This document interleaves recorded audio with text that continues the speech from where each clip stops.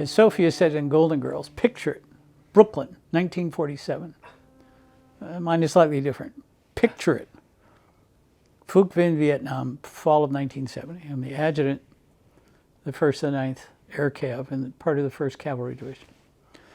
And I am aware that personnel-wise, things are changing in Vietnam.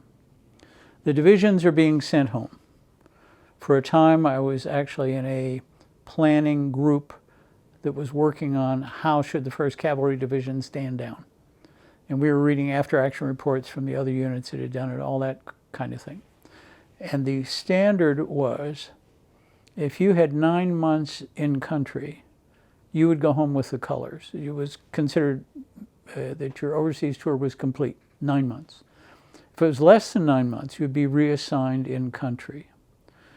At that point, the 1st and 9th had been benefiting from other units standing down because their soldiers were being reassigned to us. The ones that you got were not pure rookies. They weren't right from the States. These were guys who had been in country 6, 7 months, and so they had some experience. And we'd even poached some of those. I don't know if this ever made it in the official Army history. We took a couple helicopters and we went to Cav Rear, where the transport planes would come in from Cam Ranh Bay and other replacement depots. And we put up a sign that said, if you think you're good enough for the real Cav, see somebody in the hat. And so, we're standing around in Cav hats, which draw attention. And so guys would come over and go, well, what's this all about? So you'd ask somebody, what's your MOS? MOS is Military Occupational Specialty. It's what do you do? What are you able to do? And so they'd tell us, and I'd say, let me see your 201 file. Because at that point, when these guys were transferring, they carried their personnel records on them. So if he can give me his file, I can do a quick scan and, look. And if somebody has had any disciplinary problems, go on over there. But if somebody comes over and you say, what's your MOS? And they say, depot level aviation mechanic. Give me your file. Let me look at that. You go get on that helicopter over there. So we poached the best we could get our hands on. Sometimes somebody would show up and he'd say, I want to be a door gunner. Why?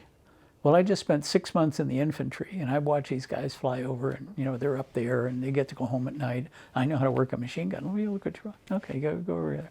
So then we go back to our headquarters, and I'll explain to your audience. Orders were made on a mimeograph stencil, and mimeograph was done with a blue semi-permeable fiber, and one typed on it with a typewriter with no typewriter ribbon, and the metal face of the typewriter would make indentations in this blue fiber, such that when you took the blue fiber and you stretched it over a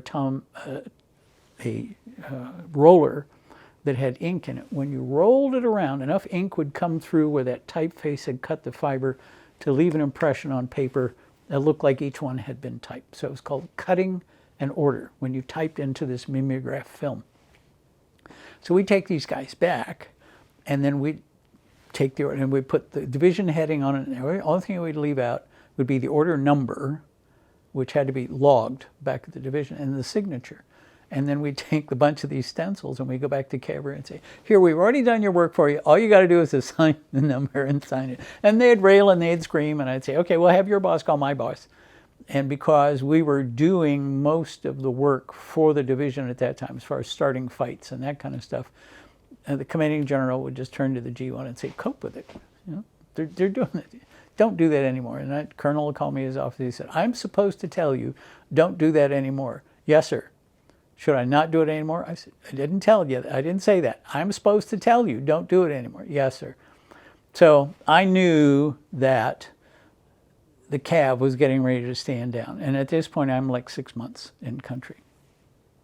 Well, having been in the personnel business, you get to meet other people in the personnel business. And an advantage of being the divisional cavalry squadron is that we didn't have to go through a brigade headquarters to deal with division. So I knew some of the guys in G1, G1 being the staff officer in charge of personnel. G1 was personnel, G2 was intelligence, G3 was operations and plans, G4 was supply. G5, when you had one, was civil military relations. So I knew the guys at G1. Well, I just spent all day at this training, at this planning group working on standing down the division. And I was going out of my skull because we didn't have, all we had was these after-action reports from other units. We had no direction or guidance of this is when we need to have things happen. So we're just vegetating. So I'm in the officers' club of the 1st to the 9th, and the phone rings. The switchboard has tracked me down. Captain Ricks, it's for you. It wasn't even the kind of thing of tell my wife I'm not here. It's combat. So Captain Ricks here, and it was this guy that I knew at G1, and he said, "Are you still looking for a command?" I'll give a sidebar here. As a regular Army officer in the combat arms branch, I was an armor officer. Combat command is a resume maker.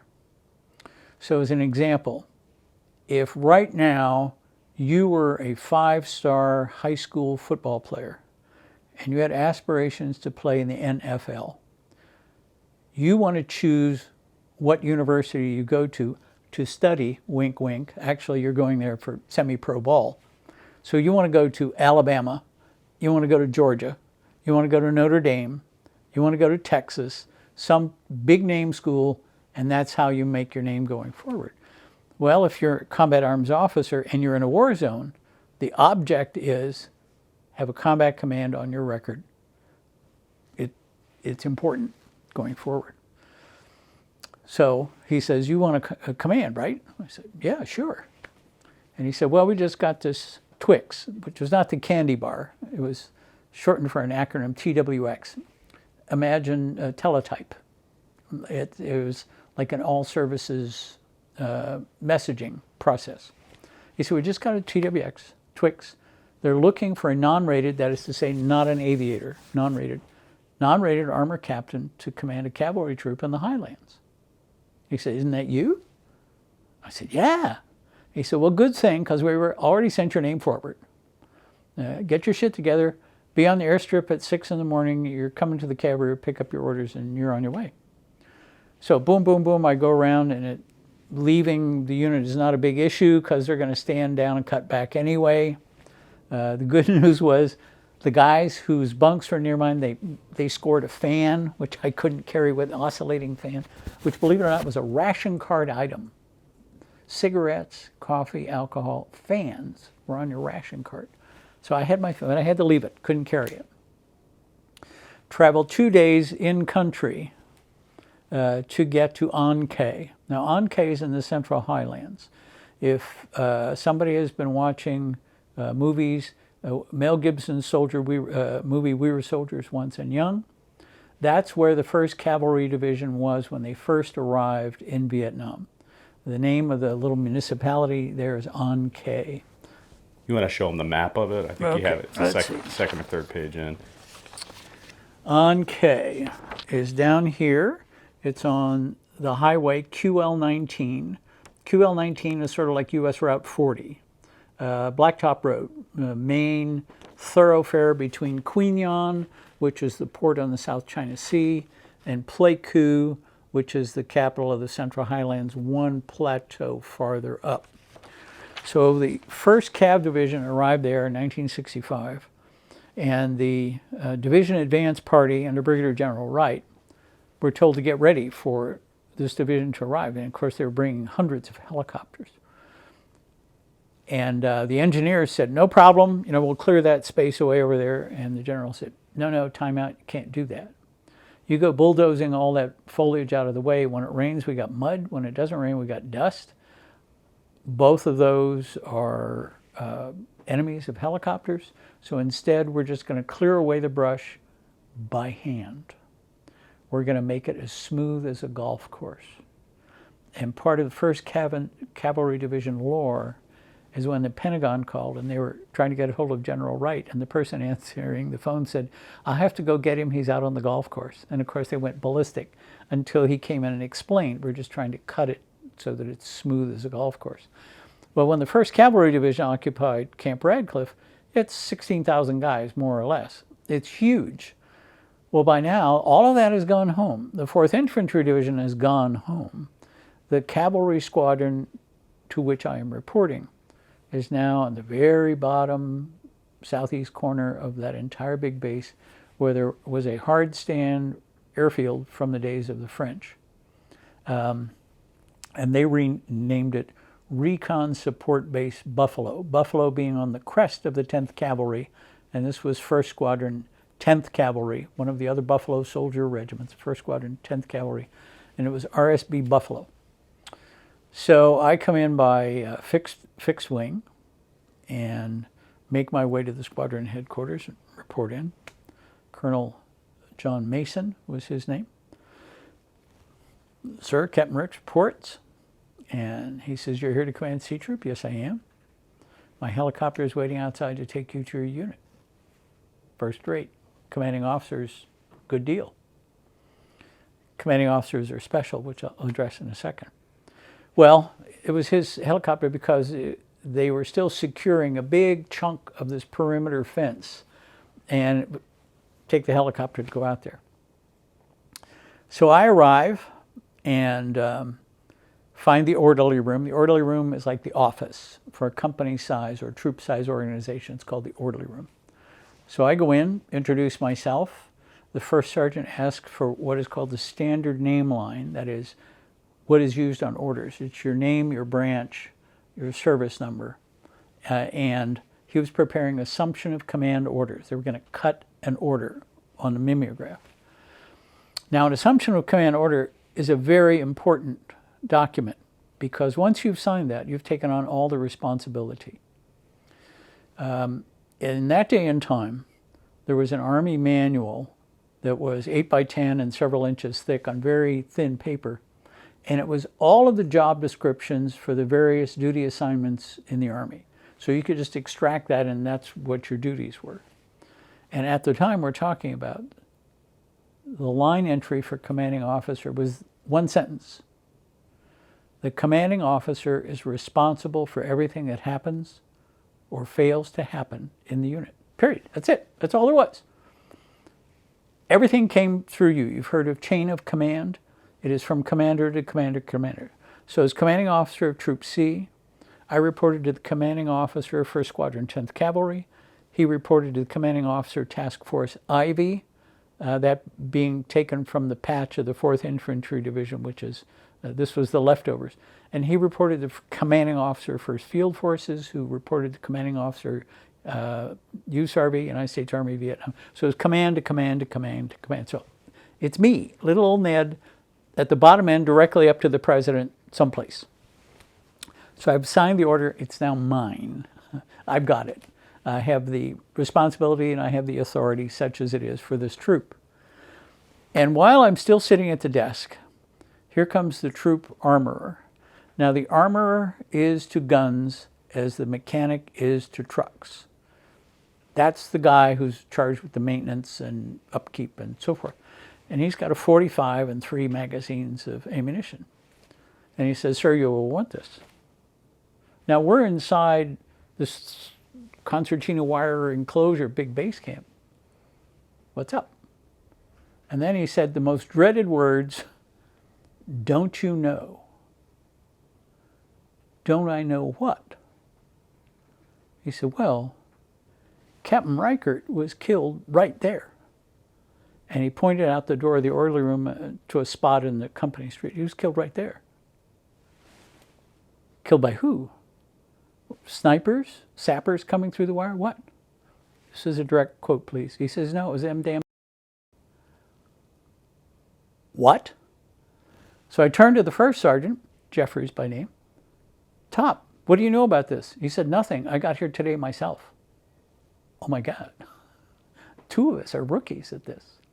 Well, the backstory, which is told at length in this history book called Fragging, which I understand is now on the required reading list of the Army's Command and General Staff School. It was not when I was a student there. This is after. I was actually contacted by George some years ago asking me my impressions, because this is a history book. And Bill Reichert's story is on pages 106 to 110. And what it says in George's history book is that These folks were reacting to the racial unrest in the States, which, of course, soldiers just arriving have just come from the States. They're carrying with them all of their impressions and so forth. Well, there's more to the story of how it came that Bill was murdered. Inside this cavalry squadron, there were 5 troops. You had headquarters troop, which is all of the usual headquarters stuff. They had all the staff, the mess hall, all that kind of stuff. You had A, B, C, which were recon troops, like the one I just took command of, and we'll talk more about what makes up one of these in a bit, and D troop being helicopters. If you notice, that's the exact reverse of the 1st to the 9th, which was 3 helicopter troops and 1 ground cav troop, because it was in an air mobile division. This is the reverse. This is the leftover of an infantry division. So you have 3 ground cavalry troops and an air cavalry troop. Well, securing the highway had been the mission for some time now. And A troop and B troop were stationed along the highway, and that kind of dug in fairly permanently. They had big bunkers. They had put a kind of local paving down over the dust. It was a viscous kind of oil-based thing called Pinaprime. It was good at the job, but bad at everything else. So they had moved in, and they were settled in. But the cavalry squadron was still being tasked to provide troops to do various things. Support this convoy, go with this operation. So somebody's going to have to go. And the answer always was, well, let's see. A and B are dug in, so therefore we'll send C Troop. So C Troop also had the nickname of Carnival Troop because they were always moving, always going.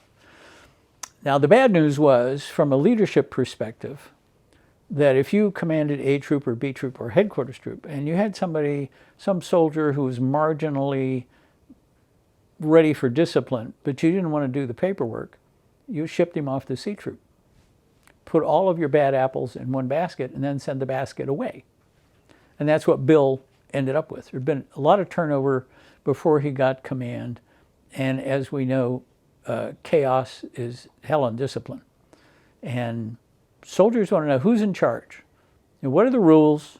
Who's in charge? Where are the boundaries? Where are the limits? And if there's all this turnover and you have new guys coming in all the time, shipped out of some other organization, and they bring their own baggage with them.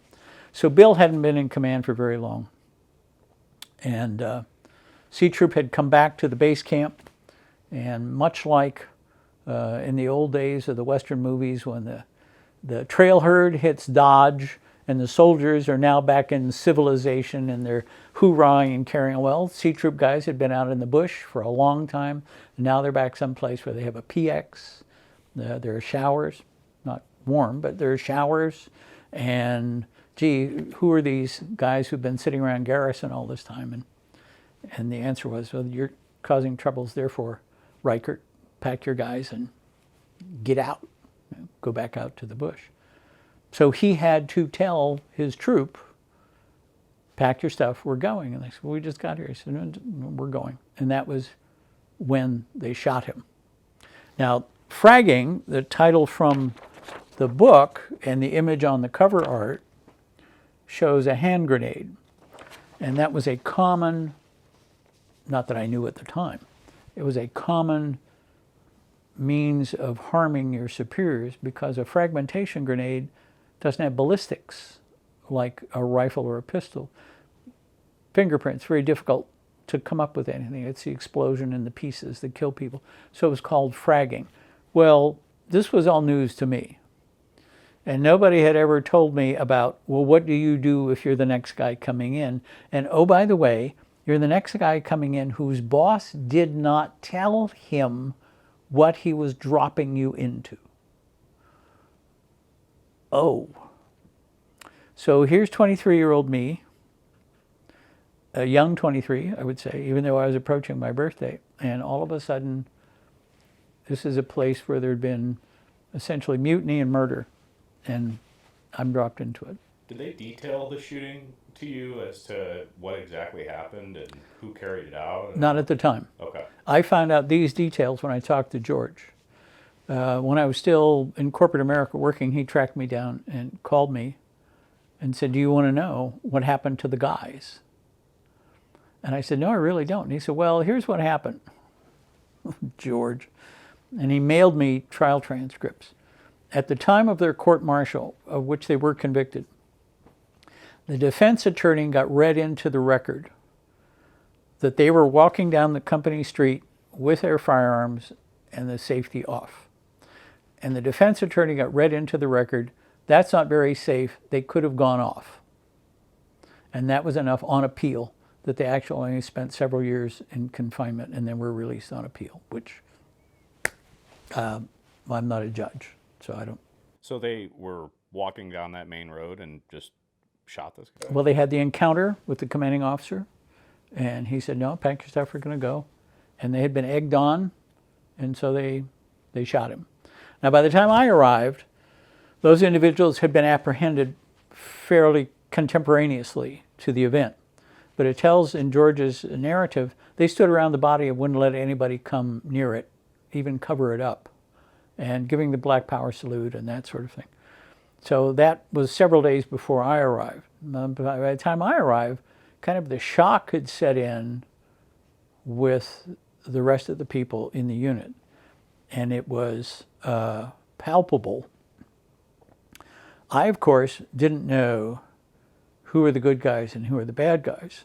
I knew the shooters had been apprehended, but I didn't know who their unindicted co-conspirators might be, or in a Chicago terminology, I didn't know who their homies were. So I'm not quite sure who it's safe to turn my back on, except maybe the first sergeant, because he had just arrived. So there was a lot of that to figure out. Now, the next practical obstacle that I faced, but I was a new commanding officer of a unit that was scattered all up and down the perimeter of this big base camp on guard duty. There was no formal change of command ceremony like there is usually. Societies evolve ceremonies for a reason. So, as an example, weddings are a ceremony so that people witness the fact that you're marrying, and now they all know it, and they can celebrate the fact you found each other, and so forth. Well, in the Army, the change of command ceremony has a purpose besides just having a parade. The sequence of events, whether fancy or plain, works like this. You convene the outgoing commanding officer, his boss, the incoming commanding officer, it's the same boss, and usually somebody holding something that represents the unit. At a troop level, it's a guidon, it's a swallow-tailed flag, red and white for the cavalry. If it's a bigger unit, it's the unit colors, the regimental color, so forth, all the way up. So the way a change of command ceremony, the nut, the shell that makes it go, is the old commanding officer retrieves the guidon from the guidon bearer. He gives it back to the colonel because he has received his authority from above. Now he's returning that authority by handing over the flag. Then the colonel gives it to the new commanding officer. You're now the guy, or gal, guy in those days. Then he gives it back to the flag bearer. Now the change is complete. This is the new commanding. Then typically there'll be a unit formation or a unit march by. So if you have a unit formation, all three of these officers will walk up and down the ranks. Part of it is so the old commander is saying goodbye, and part of it is so the troops can see the face of the new commanding officer. And the new commanding officer can get an idea, taking a look at what he's got, who the unit is made up of. If it's a bigger unit, there's a march by. It does the same kind of thing. But at a troop level, you just walk up and down the ranks. Couldn't do any of that. First of all, Bill wasn't there to give up command. There was no ceremony. The colonel wasn't going to come up there. And besides, the troops were all scattered at duty in various watchtowers and bunkers. So, to Ned, not knowing any better, I sort of became a circuit riding preacher. I had to go find all of my people and let them know who I was. The talk that I gave when I found a batch of soldiers started off long, and the more times you give it, it shrinks. Till pretty soon it's an elevator talk, just a couple of minutes. This is the new name. This is the face. Listen to the voice. So if you hear it in the dark, you know it's me. I am he from whom all blessings flow. We have a new first sergeant and a new commanding officer. I don't know what kind of shit list existed before, where you stood on it with the prior commander and first sergeant. Were you a bad guy on his list or a good guy on his list? I don't know. There's a new list. Everybody starts fresh. Understand this. The first mission is to accomplish whatever has been given to this troop. That's what we're going to do, number one. That's why we exist. That's why the American people pay us, is to accomplish the missions we're given. Then for me, mission 1A, not 2, mission 1A is to take care of the troops. I'm selfish in that regard. Without the troops, I can't do job 1. But also 1A, every one of us is some mother's son. We're all Americans. I want everybody to go home on normal rotation. Nobody wants to be the last guy to die at the end of the war. Clear? What do you want to ask? Well, that shrunk from about 20 minutes down to that. That's all there was to say. We're going to accomplish our missions, and then I'll do everything I can to take care of you. Because I need you to do number 1. And everybody's shit list is wiped clean. You gain your place on a new shit list at your own discretion when you're going to do it. And that's how it started. I just, what the hell? It wasn't like you walked in to take over a well-oiled machine that, everything is working, you just need to keep it straight ahead. I didn't know what was going on. I had a platoon, was in the field. I went out to visit them first opportunity. I was very fortunate in that regard. That platoon leader had been an NCO and had won the Silver Star, and they gave him a direct commission to lieutenant. So the good news for me was I can kind of afford to ignore you. You're going to be of the platoons, you're the one that I can give the least attention to. Sadly, I wish I'd gotten to know him better. So we're, oh my God, just trying to figure out what was what. Plus the change. When I left the 1st Cav Division, they were in the hot season. I arrive at On-K, it's 1,300 feet elevation. I had to sleep with a sleeping bag the first night. What's going on with that? Really? They have cold weather in Vietnam? Yes, they do.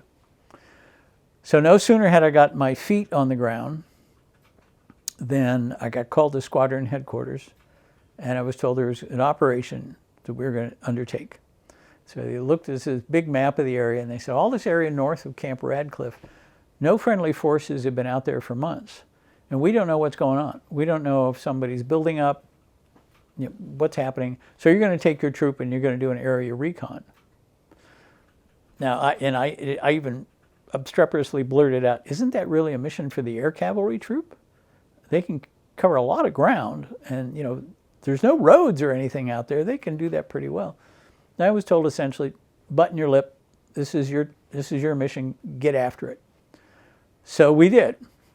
And I did some things that I'd read about in books and I had seen like at armor school, but I had never done myself. To get to this area of operations, we had to go north out of On-K, and then we had to take a hard left into the jungle. And then we had to ford a stream that was probably, on me, armpit deep. Well, I knew that the 113s that we had, I'll hold this up now. The makeup of an armored cavalry troop is we have 3 armored cavalry platoons. And that is made up of scout vehicles, which in this case is the 113A1 Armored Personnel Carrier. It's an aluminum skin, fully tracked thing, runs on a Cummins diesel. It does have swim capabilities if the hull's intact. Essentially, the tracks as they go is like a dog paddle, and it'll float okay. It's not what the Marines want to come ashore, but it will. Then each platoon had 3 M48 A3 diesel-powered full-track tanks with a 90mm gun on them. These were designed to fight the Russians in Western Europe in the 50s and early 60s. It was replaced by the M60 series tanks. They were in Vietnam because at the time the forces were deployed, we had a lot of them. And we had massive stockpiles of ammunition that would go in them. Might as well use it up, right? Rather than taking first-line tanks out of Europe and sending them. It was good enough. So I had 9 of these guys. And then each cavalry platoon had another 113 that, in theory, had an infantry squad of 10 men in it. Rarely did you have all that you were supposed to have. But these were the guys who could dismount and provide some security for the rest of us, in theory. And the last one was a track that carried a mortar. Now, I had 2 4.2-inch mortars and 1 81mm mortar. A mixed bag, not unusual at all. Well, this is one platoon, and I had 3 of those platoons, plus the headquarters, which was the maintenance, the mess, the administration. I had an operations track with some guys in there that operated radios, all that kind of stuff. So this is what I'm taking on this reconnaissance mission off into the woodlands. So we come to this stream to cross, and I'd read in a manual. I knew the 113s could swim. I had seen that happen. So they go across, and here come the tanks. Now, a tank has all this armor stuff in the front. The engine is in the back. And the very back of the tank is grill work to allow all of the heat and the exhaust of the engine to go out. Now, if you've ever had any experience driving through flooded streets, you know, one of the main difficulties is not driving through the water. It's if you pause or you stop, and the water comes up through your tailpipe and blocks all that stuff. So the answer is, when the tank gets in the stream, you just keep going. You don't stop. You don't let the backwash get up into the engine compartment. So I'd had some good advice from a guy that I knew in the 1st Cav, that what you do with your armored vehicles is just what you learned in Ranger School. You come to a barrier, an obstacle like a stream, you send scouts out to the far side to secure the far bank, and then you bring the main body across. So we did that. The tanks swam. Can you imagine? Just like in the book. They swam right across. So we got over to the far side. We're getting organized, figuring out what's going on. It's getting late in the day. And I said to myself, well, one of the missions that I learned about the cavalry is that wherever you go, you're supposed to do things like you check on bridges. There were no bridges. You check on the roads. What's the quality of the roads in case anybody has to come after you, bring supplies or whatever, and you check on stream crossings. And there was a whole discipline for how you did that. It was things like, what is the nature of the soil and the grade at the entry point to the ford? What is the nature of the soil and the grade at the exit point? And what is the stream bottom like? What is the force of the stream? All that kind of stuff that somebody would need, whether or not it's a viable ford. So here we are, we're late in the day, and I'm looking around and saying, I don't know about you guys, but I'm hot and dirty. I think we need to do a forward reconnaissance report. So this platoon, you get your first chance now. You go in there and wait around and check out the bottom and let me know how it is. So, the old swimming hole, you know, wink, wink. We were doing stream recon. So that started off, we're on this exercise, thrashing around out. We had to be resupplied. And the first couple of resupplies, they sent vehicles that were originally intended to haul artillery ammunition. It was a full-track vehicle, but essentially it was a truck because it was meant to carry artillery shells. So you could put other supplies on it, and they could swim. They could come out there. After they did that, I looked at them and I said, does this make sense? These guys have no armor. They have no security. They just drive up here and drive in. You don't think after you do that more than once, the bad guys are going to figure it out? That in order to be resupplied, you have to come down this path? Hello? After that, we were resupplied by air. Separate story. So we're out thrashing around,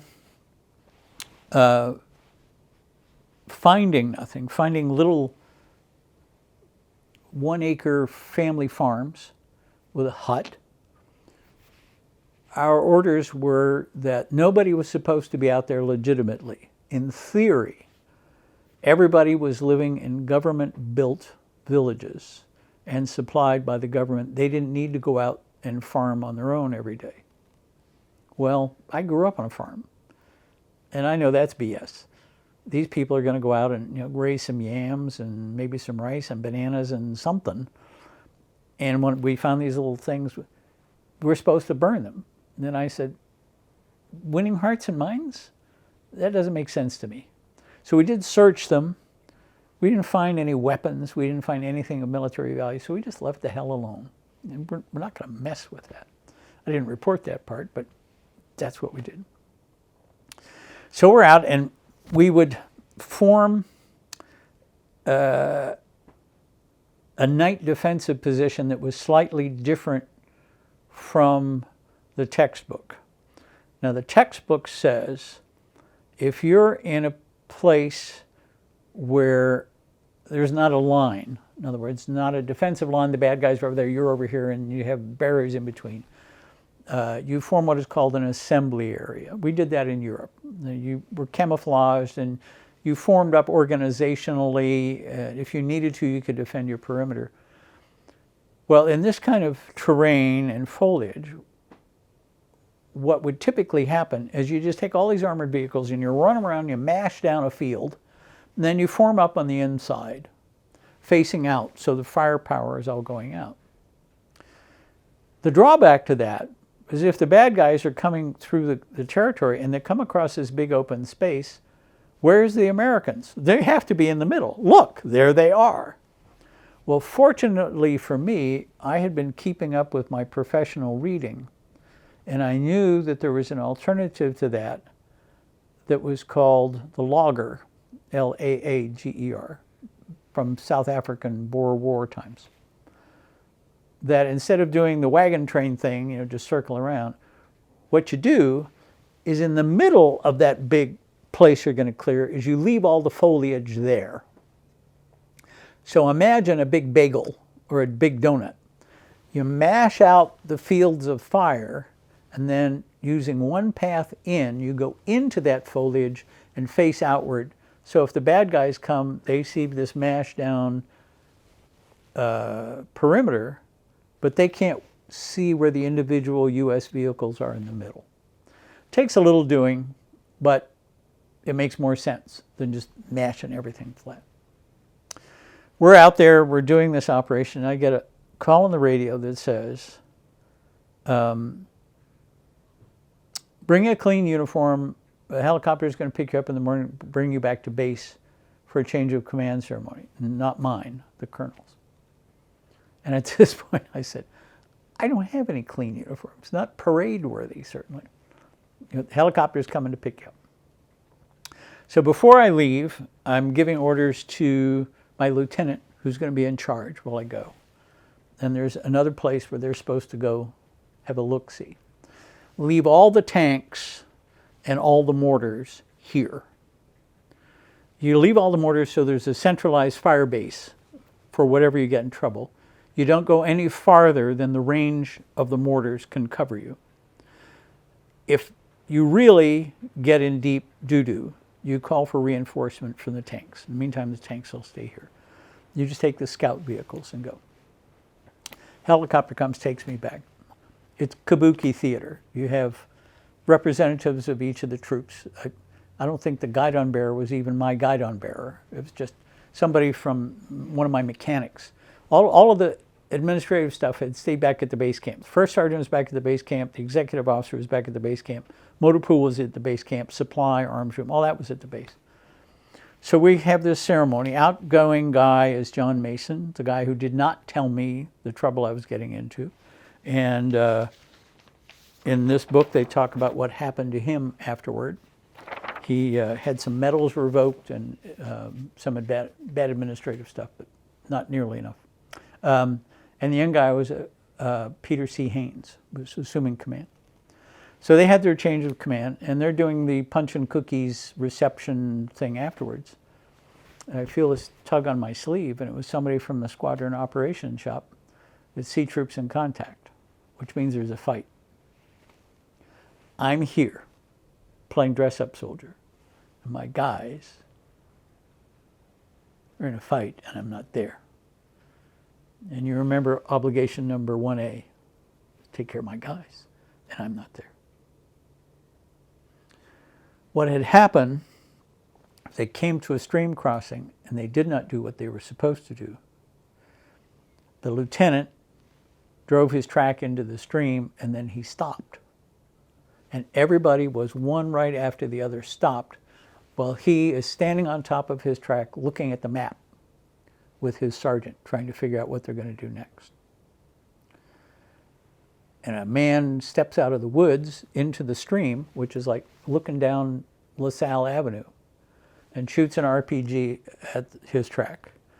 It hits up near the armor plates near the top, spatters the lieutenant and the sergeant with shrapnel. Leadership is all down. All hell is breaking loose, and I'm back there. I get my hands on a helicopter, and I tell the pilot, take me out there. So we get out, and there's no place to touch down. They're in the middle of the stream. There's no place to touch down. He says, sir, I can't take you in. I said, the hell with that. I have to get, those are my guys, and I got to be with my guys. So I said, get as low to the stream as you can. The rotor blades, he's watching. He doesn't want to clip any trees. And so I jumped out. Fortunately, as a kid on the farm, we used to do that. You jump into a stream and you figure out how to not break your neck. So I held onto my pistol and my helmet, and off I went. The good news was they had managed to break contact. That's when you stop the bad guys shooting at you so you can make decisions. The guy who broke the contact was the medic, who unasses an M60 machine gun and does the John Wayne, walks up the stream spraying machine gun fire left and right, and the bad guys run off. I put him in for a Silver Star. And it was refused. One, he was only an E4. You don't give Silver Stars to E4s. Yeah, you do. And you can't give a Silver Star to a medic for manning a machine gun. Yeah, you can. He did it. But they said no. Later on, I did get him a Bronze Star with V device. Bronze Star for Valor. Chico. Good medic, too. So we managed to get organized, get those guys medevaced. And this whole go where the helicopters were supposed to go is just, it's bullshit. But that's what we're doing. We're thrashing around. Can't sneak up on anybody in tanks and armored personnel carriers. So this is, I forget how long it was, 10 days, 2 weeks, something like that. And we get a call back, okay, return to base. I can do that. So we thrash on back to the base. I go into the squadron headquarters and report. Of course, smelly, nasty. Smelly, nasty. Yep. Who are you? What are you? We're the guys who've been fighting. Remember us? Okay, we got a new mission for you. So they lay out the maps, and down here, no, not down here. Down here is what used to be Camp Radcliffe, now Recon Support Base Buffalo. Up here is a firebase that used to be occupied by an infantry brigade of the 4th Infantry Division. And an infantry brigade is made up of 2 or more battalions of infantry and all the supporting stuff. They got their ass kicked out of there. The reason is there's high ground all to the north, the east, and the south. There's only one road in and one road out. Became untenable. They had to leave. Up here someplace, intelligence had said there was an NVA regiment was moving from over here to over here. So what they wanted to do was conduct a version of the artillery raid. Now, as background to remind everybody, in the 1st Cav Division, this thing was almost like a patented product. You could reach in the file, pull out the op plan for an artillery raid, pencil in the names of the units, and everybody knew how to do this. If there was enemy activity someplace that was going to be within an arc of where the guns could shoot, depending on which size guns you're going to haul in, you would go in, occupy a hilltop, procedure to follow, occupy a hilltop, use those artillery pieces to pepper the ground where you believe the enemy was going to be going, and then you get the hell out before they can do anything about it. Now in the Air Cav, the 1st and the 9th was involved with these things a lot, because we would send scout teams out to pick a hilltop that had already been decided by headquarters on a map. But they go to the hilltop, they look around, make sure there's nobody waiting for you to arrive. So they snoop and poop around, make sure it's okay. The Air Force comes in and they drop a bomb that actually is lowered by means of a parachute. It's imagine the size of a restaurant refrigerator. That's the bomb. And it's got a big long pole on the nose end of it. So when the bottom of that pole hits the ground, the bomb explodes above ground. You don't want a big old crater. What you want is the explosion to clear off all the foliage on the top of the hill. That's why it's called a daisy cutter. Boom, clear off the foliage. If necessary, then you helicopter in engineers with chainsaws and C4 and you clear the spot. Meantime, infantry is brought in to secure the wood line. Helicopter in, 105, 155 guns, sling loads of ammunition. They set up temporarily for the day. They shoot like hell, maybe stay overnight, likely not more than one.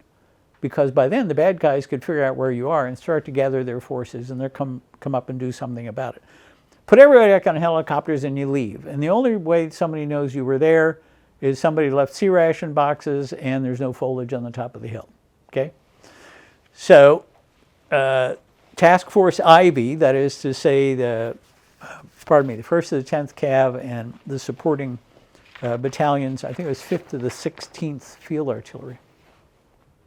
They were going to conduct this artillery raid with C Troop and 3 guns of 155 self-propelled howitzers.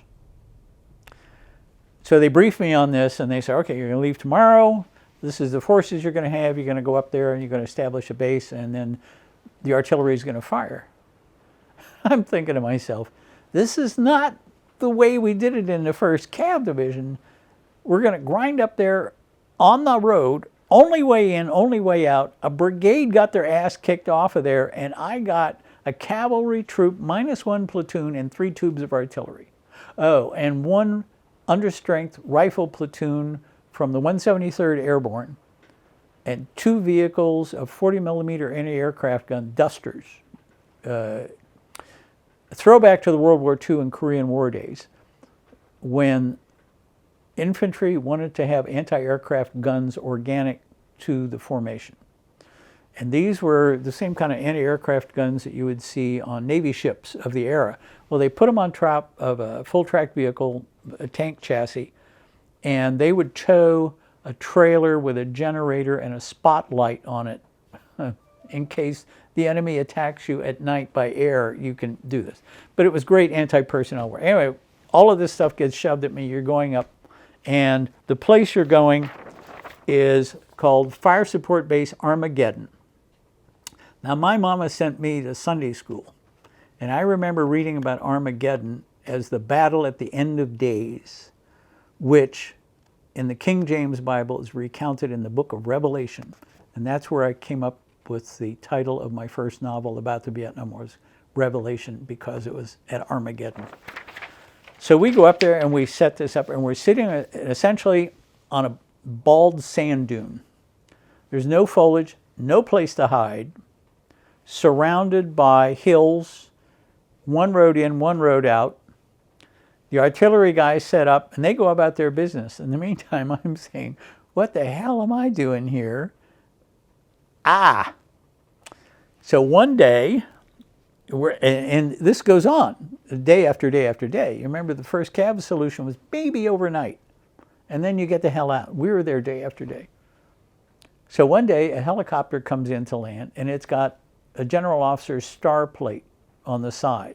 So you know there's a brigadier involved. So he comes out, this very tall man, Brigadier General McFarland, who is the commanding general of the 173rd Airborne. And he came out to visit his 1 understrength rifle platoon that was assigned to me. He came out to visit them. Big score. So he chats with them. He's looking around. We're talking about the tactical situation. He has no control over the tactical situation.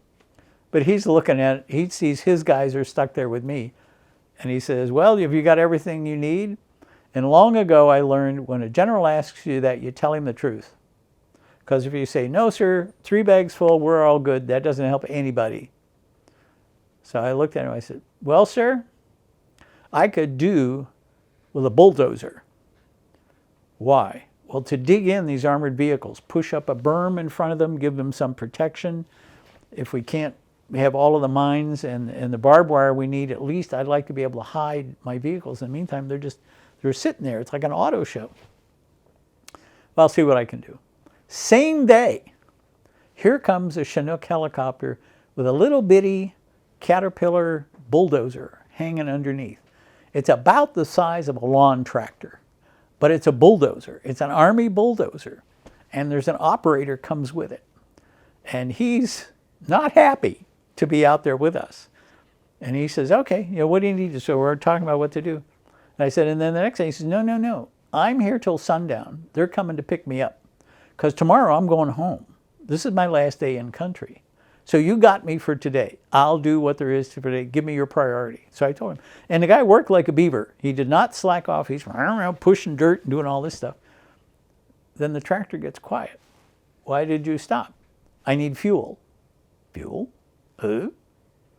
Well, we don't have any fuel trucks with us. Too dangerous. Now, my vehicles all run on diesel. His thing runs on diesel. But we don't have any, spare cans.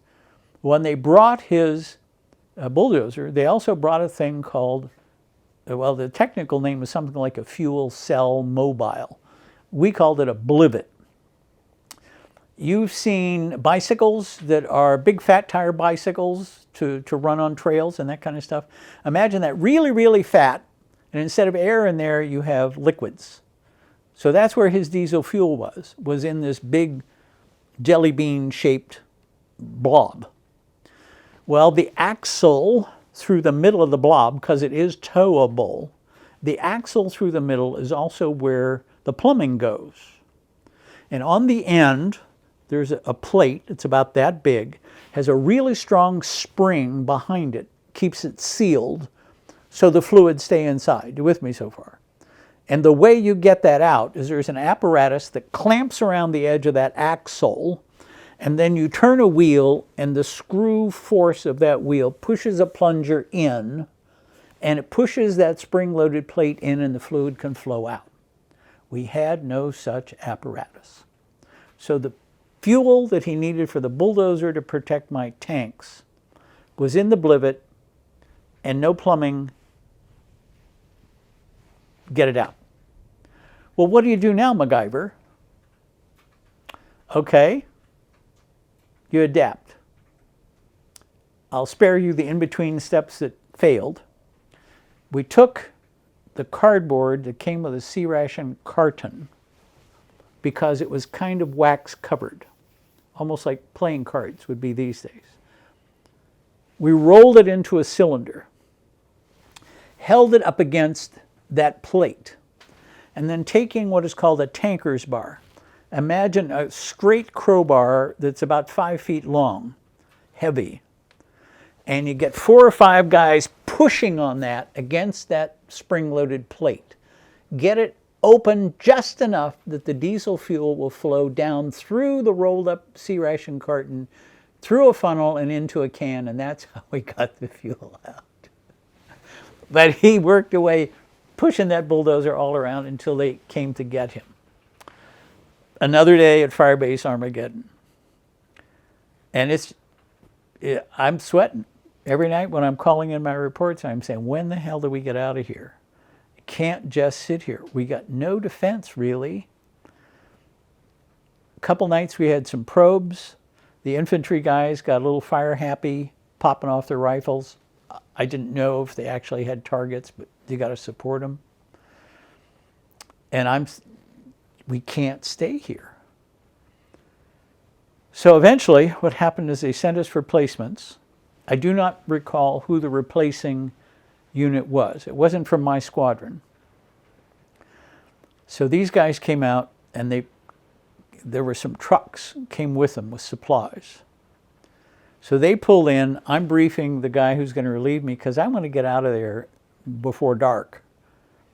In the meantime, they come to me and they say, "Sir, you might want to talk to this truck driver." And this kid was shaking. And he said, on the drive up here, I saw an RPG rocket go in front of my windshield of my truck. And I couldn't tell anybody, so I just kept going. Well, yeah, that's right. That's all you can do is keep going. Okay, well, forewarned is forearmed. So when we turned around to go back down the same road to get out of there, we used a tactic that I, again, had read about in a book. It was called a thunder run, which all of your vehicles are armed. I guess that was true. Maybe the command post vehicle, not so much. Anyway, the idea is you alternate. First vehicle is going to point straight ahead. Second vehicle will point to the right. Third vehicle will point to the left, right, left. And as you're driving along, just randomly you shoot just to keep people's heads down. And they'll hear you coming and they'll say, maybe I don't want to stand up behind this grass and try to shoot at these fellows if they know that I'm hiding there. So we zoomed on back, got back to the base camp, took some heat for expending ammunition. Okay, that's what we do. Take it out of my pay. You know, what are you going to do? So we weren't back 24 hours, and they said, oh, we have a new job for you, Sea Troop. In the historical context, which they didn't tell me at the time, there was an operation going on called Lam Son 719. Lam Son 719.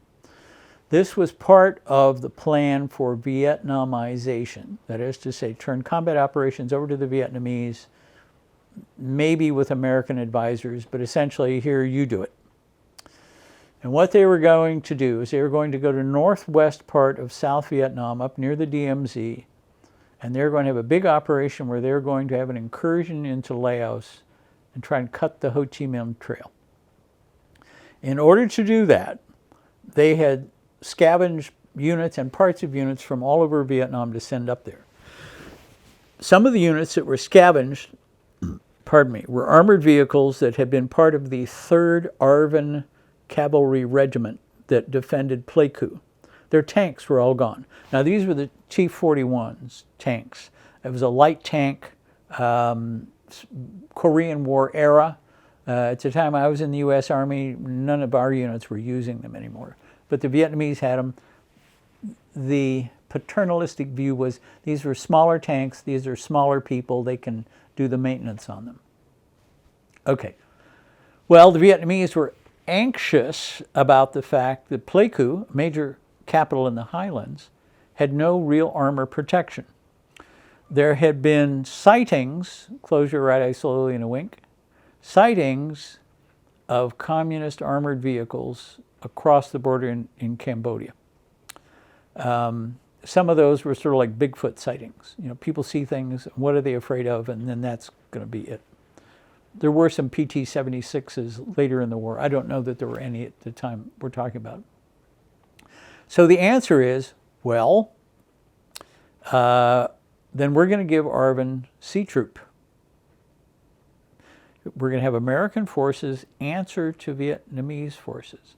As far as I know, and maybe some of your watchers will know more than I, as far as I know, it was the first time U.S. forces have been put under the operational control, OPCON, operational control of a Vietnamese unit. And here's a picture of me reporting to my new boss. That's me, younger me here. This is the colonel. That's his captain, who is his operations officer, and this is the American advisor to the 3rd ARVN Cavalry Regiment.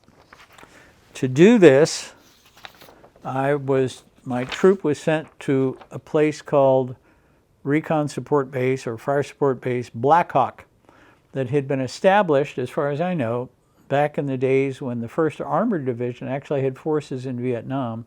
And the crest of the 1st Cavalry Regiment is a Black Hawk.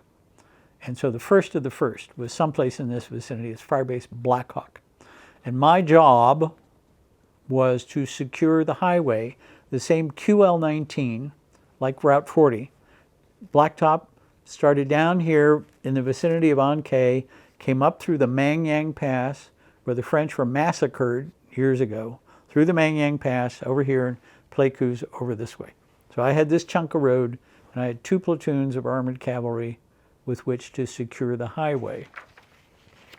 Well, if you guard everywhere, you guard no place at all. But we were supposed to secure this highway. The way we did that was in the morning, as soon as you had light, you swept the highway. What that really meant was you go up and down the road and you look for any obvious problems. The shoulders of the road back quarter mile, half a mile had been defoliated with Agent Orange years before. So it was scrub brush. It was that sort of thing. So nobody's going to sneak right up next to the road. What you were mainly looking for, as we determined over time, is the bad guys would come out at night and they'd chip away at the edge of that macadam, the blacktop, making it narrower and narrower. Sometimes they would plant mines in this place where they had chipped out. It's kind of obvious, and we found at least one as part of this recorded tale included. But by narrowing the road, we only had the time and the means to check the road. We did not have the time nor the means to check the shoulders of the road. By narrowing the road, that means at some point you're going to have more than one vehicle on the road coming opposite each other, and there's not room on the road for everybody. So what happens is this, that you have a U.S. truck convoy going one way and a civilian bus going the other way. Both sets of vehicles have to run some tires on the road shoulder, and boom. Now this is a supply convoy that was on its way from Queen Yan on the sea to Pleiku in the Central Highlands. This was a civilian bus that was on its way from the Highlands going east. It was a flatbed truck that had a homemade metal body on it and bench seats made out, I think, picnic tables.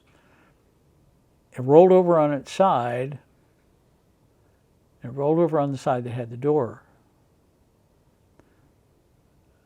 And then it started to melt with the people in it.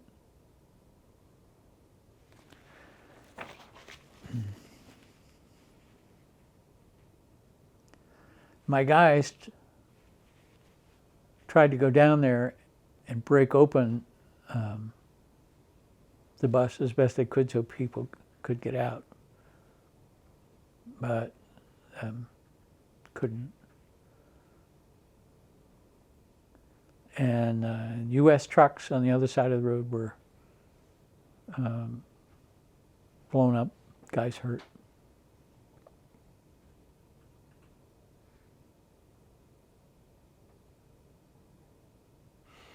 Any rate, it was not a peaceful assignment. Here's a picture of one of the vehicles in my troop. I'll give you a bit more background. You'll see the numbers on here, big numbers. They were made big on purpose because the colonels wanted to be able to see from their helicopter which vehicles might be doing something that needed correction. Now, the bad guys figured out that the numbers on the side meant something as well. I'll tell more in a minute. So this was from my 3rd platoon. You could tell it was C Troop because the numbers are colored in blue. The Army of Nothing is not systematic, red, white, and blue. So A Troop was red, B Troop was white, C Troop was blue. So anybody with knowledge of it could look at it and say that's from the 3rd platoon of C Troop because they're blue. And it's a cavalry organization, the red and white pennant. Okay, so far? So this vehicle was on outpost duty. By the way, the Vietnamese would tell us which places along the highway we were to park all day and stand guard. And if you have a static guard, pretty soon the bad guys figure out where you are, and they can either avoid you or attack you at their leisure. So the 3-3 track was shot perpendicularly with a RPG, a shaped charge rocket-propelled grenade. The shaped charge creates a very small, very hot pencil of hot gases, which passed right through the aluminum hull on the side of the 3-3. The good news was, these being a later addition of the 113 family of vehicles, it was powered by a not gasoline engine, but diesel, because right on the other side of this very thin aluminum hull was the diesel tank. And the fuel level was below where this hole was occurred. So it passed through the outside of the vehicle, through the outside of the fuel tank, through the inside of the fuel tank, through the other wall of the vehicle out the other side. So this is parked while we tried to figure out what to do about that. It's back at Black Hawk. Well, the answer that the motor sergeant came up with is we had no replacement parts to get for entire fuel tanks. And they weren't going to give us a new vehicle. So he carved a wooden plug and hammered it into the hole and did the same to the fuel tank on the inside. And this one over here, I think they just left that empty. What did it matter? The rest of the story is because that vehicle was laid up while we figured out what to do, I loaned the 3rd Platoon my command vehicle, which you see in the smaller photograph. And my command vehicle had my numbers on the side. It had 60. As I mentioned, the bad guys figured out the numbering system. And any place in the American Army at the time you saw the number 6, that involved command. 60 track belongs to the troop commander. They shot it. In this case, they shot it up through the left front side where the fuel lines go up to the driver's control. They shot it twice with RPGs and it burned. It burned for over 30 hours. That's a photograph I took of 60 after it had been burning, and it turned into the cover art for my novel Revelation. When that vehicle was struck, the crew fought the vehicle. There was a young man stayed at the 50 caliber machine gun, and the vehicle commander cupola on top stayed at the 50 caliber while the rest of the crew evacuated. I also put him in for a Silver Star and was told that E4s don't get Silver Stars. Well, I guess Audie Murphy was a lieutenant when he did the same thing and got the Medal of Honor. But my guy didn't. He got a Bronze Star V, finally. So that was operations along the highway. There was another factor for me as a unit commander to take into consideration, and that was that directly across the highway from Black Hawk was one of these government villages that had been built to house the locals. Now, the people around there, that is to say, the folks who are out digging in the dirt every day, were Montagnards. That's a French name. They call themselves Hmong and several other tribal names, but Montagnards. And they were supposed to come home to this village every night rather than wandering around out in the woods, where who knew what they might be up to. Well, I says to myself, says I to me, if these people are out walking in the woods every day, maybe they might see something before it happens. Also, if somebody attacks my firebase and there's fire coming from the direction of the village, even if they're on the highway, I have to return fire. And the bullets aren't going to stop at the highway. They're going to pass on through. So I want to go tell them this. No hostile intent meant, but we're going to defend ourselves. And oops, I'm sorry if something bad happens. It's like somebody moves into the neighborhood. You take them a covered dish and say, hi, welcome to the neighborhood. So I went over to see them. So I went over in my Jeep with my driver and one of my NCOs. And we're looking around for who's in charge. Well, in the middle of the day, what you had there, where you had some women, you had some really old men, and you had some kids, some dogs. But the able-bodied folk mostly were out on the fields working. Okay, so we're going to have to come back. We're driving back over to Blackhawk, and my Jeep driver turns to me, and he says, "Sir, that just ain't right." Now, I listened to what he had to say. I should give you some backstory on him. He had been a cadet at West Point and made it into his second year, and they told him his math wasn't going to cut it. So rather than be expelled or anything like that, he went into Highland Falls, New York, right next to West Point, and he enlisted. I got him. So it's like having an extra half of an officer. Good young man, good brain, good values, thought quick.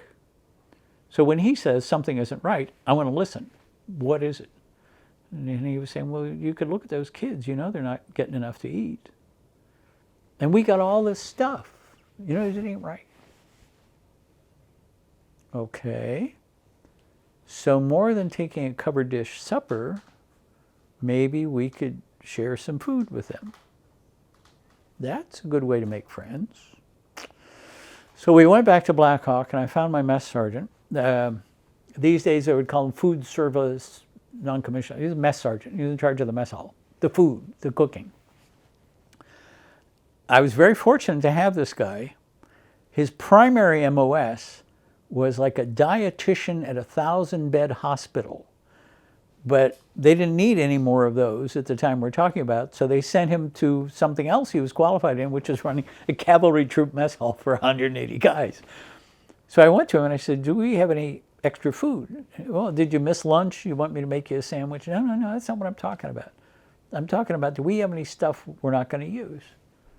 Like when you go to your kitchen pantry and the stuff you bought at Walmart, you thought, this is a really great deal. I got a 10-pack of Kraft macaroni and cheese. But it's working its way to the back as you get new stuff and you put it in front. Do we have any of that? Oh, yeah. So he took me to a Connex container. Now, if you don't know what a Connex container is, imagine one of these semi-trucks that you've seen with a corrugated metal box on the back, a shipping container. Painted army green, you have a Connex container. So here's this Connex container. He pulls open the doors, and it's full of all this stuff. At this point, it would be a chance to explain the Army rationing system at the time we're discussing. You had A rations. A rations were the stuff that you buy at the store, you bring it home and you cook it. Fresh fruit, fresh vegetables, meat that hasn't been frozen, bread that's just been baked. That's A rations. B rations were things that came in containers, boxes, cans, frozen, needed preparation in order to be eaten, but could be stored for a long time. Then you had C rations, which is the famous meal combat individual, came in a box, 1,500 calories per box kind of thing. Well, these were B rats. And he said, I'm not going to cook these because I know the guys aren't going to eat them. So there was pasta, there was dried potatoes, just all this kind of stuff that guys in the tropics don't want all this stuff. And he said, every time we move, I have to haul this container. It takes a truck to get here. And I don't want to throw it away, because we know the VC and the NVA will come pillage the trash, and now we're feeding the enemy. I said, okay, all right, let's give this a spin. So we filled the trailer of my quarter-ton Jeep. We went back across to the village. Just, would these people take the stuff? Some of the stuff we had been hauling around for so long, the labels had worn off. Not that it would matter, because none of them could read English anyway, right? So we go over there, and we're just handing this stuff out. And here's the photograph. So we're handing this stuff out. They're very gracious. Whatever we're handing out, they're going to come take. They don't know what it is, but they'll come take it. And you see this little old guy down here. He looks like he's about 4'8", and he's just got this number 10 can under his arm, like a Costco size something. And what you won't see in this still photograph is he went under one of these huts. They're all up on pillars for security at night. They're all up on pillars. He goes under one of those pillars and he takes this machete out from his belt. This is a steel can, right? Takes the top off the can with one swipe. Note to self, do not piss off this little old man with the machete. Boom! Takes the top off the can. It's oatmeal.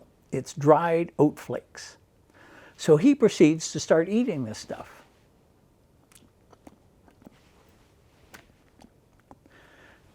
Then he takes a big drink of water out of this urn, and you can imagine what happens when the water hits the dried oat flakes. Boom. Doesn't hurt. It goes back to... I imagine he says, look, I got the can. Regardless of what's inside, I got the can. I can make a bucket out of it. I can make a shovel out of it. I can make a lamp. And I can do a lot of things with this steel can. So one of the smile times during the time I come in at Sea Troop, a couple days later, I'm walking past the orderly room and I hear raised voices. Now, this is the unit that killed the commander before. So when I hear raised voices, my adrenaline starts to work.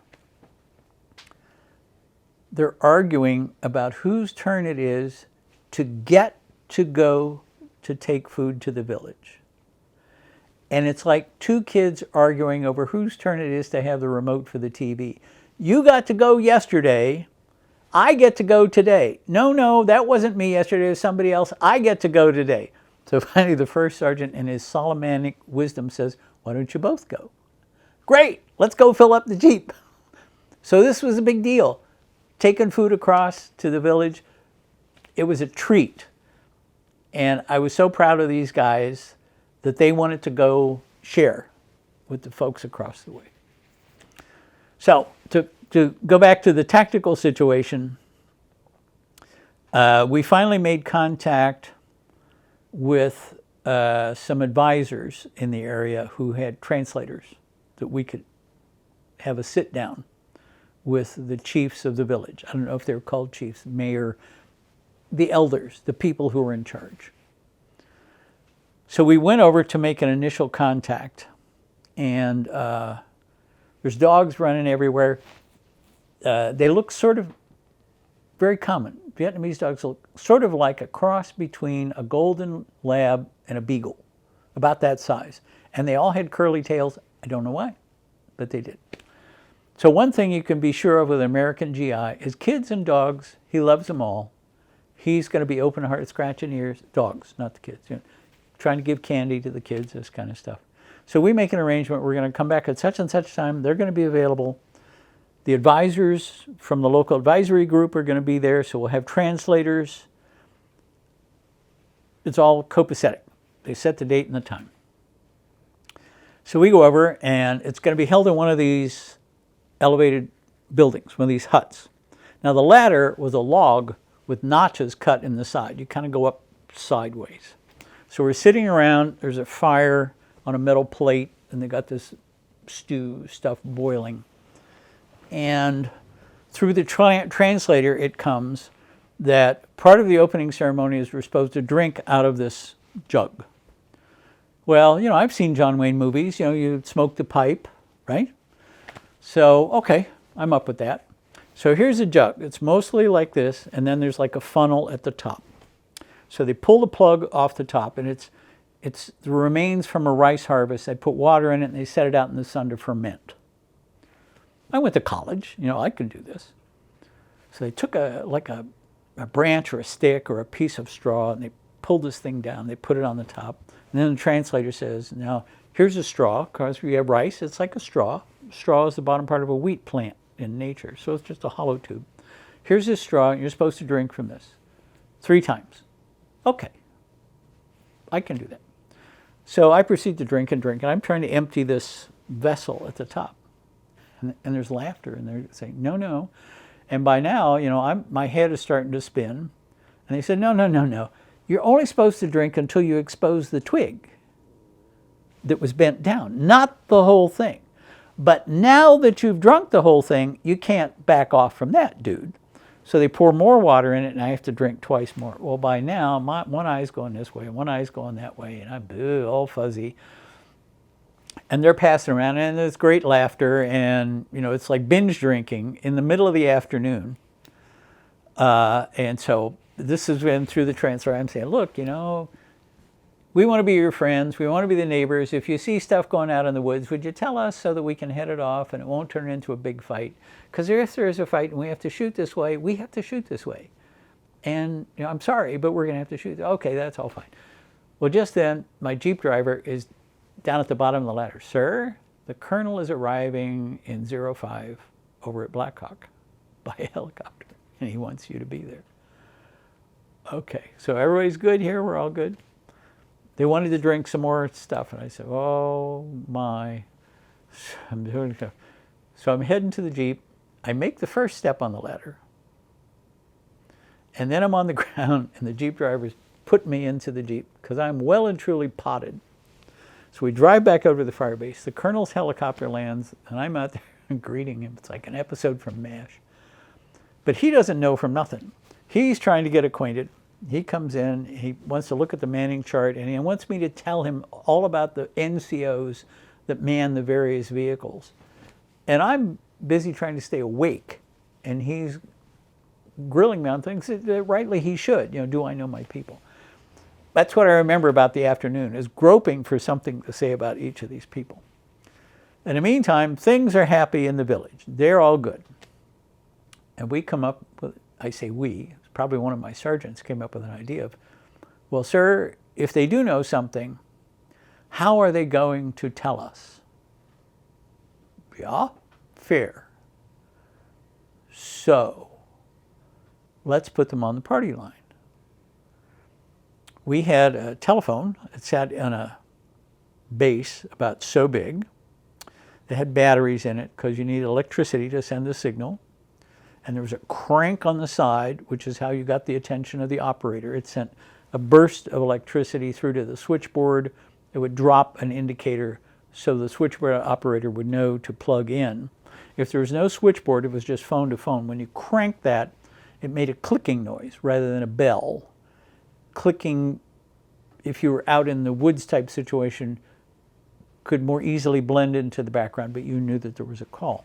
And then when you picked it up, there was a little rubber-coated button on the side, and it was push to talk. When you pushed that button, you were talking. When you let go, you could hear. It was almost like a radio. So the idea was we were going to string a telephone line across to the village, and then we were going to put the phone in the chief's hut. So if somebody saw something out there, they could go to the chief's hut, call my switchboard, and let us know. How they were supposed to talk to us, I don't remember. Anyway, so my guys are out. They're digging a trench to lay the phone wire because we don't want it above ground. It gets tangled in antennas. It's easier to cut. So they're digging a trench. There's a culvert under the highway. One of the guys took the line and crawled through the culvert to the other side. We string the wire down. So we set up a demonstration. What we're going to do is we're going to go over to the village. Big deal. I'm going to take the phone. We're going to connect it to the wires. And then my Jeep driver is just going to key my radio twice. And in the operations center where the switchboard lives, when they see that call light come on, he's going to ring this telephone.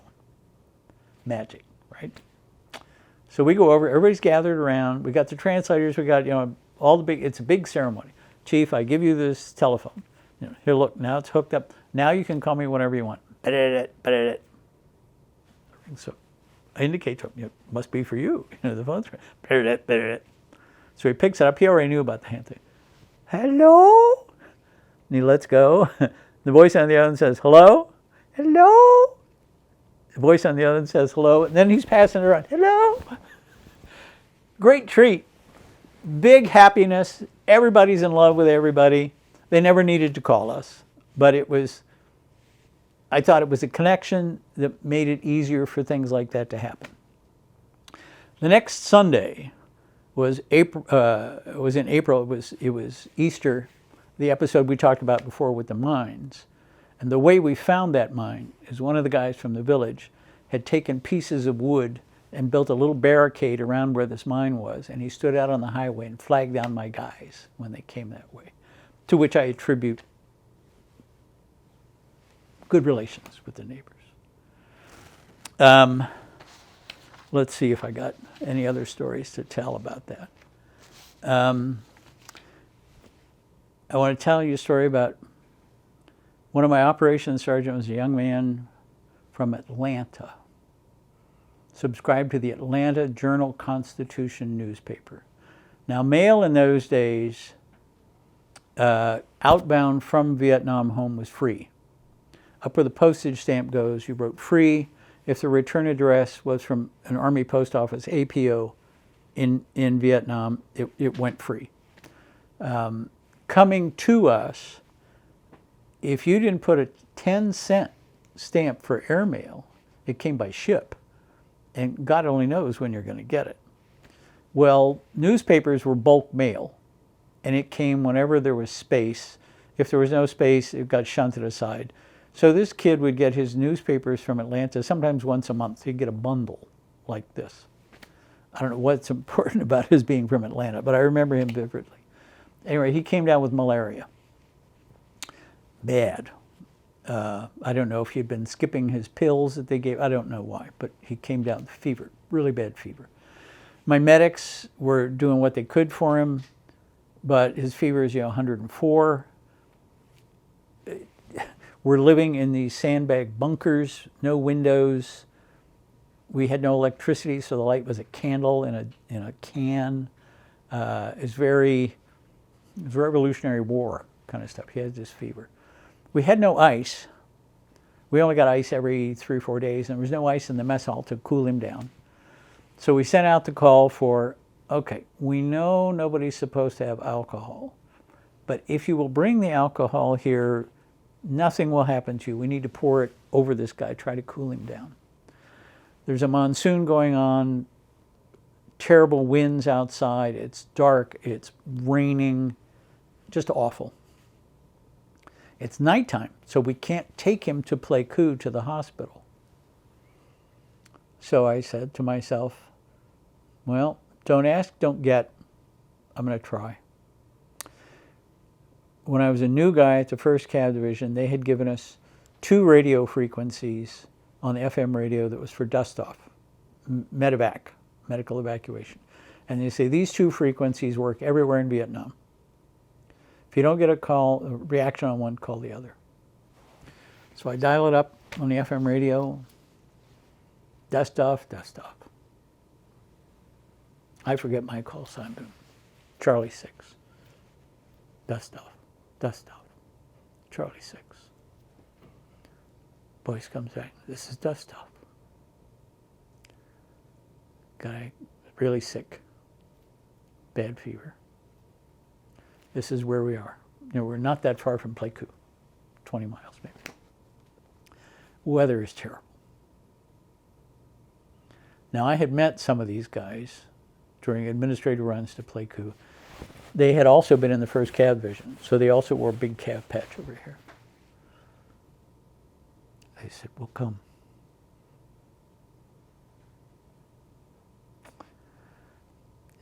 In that terrible weather, they came.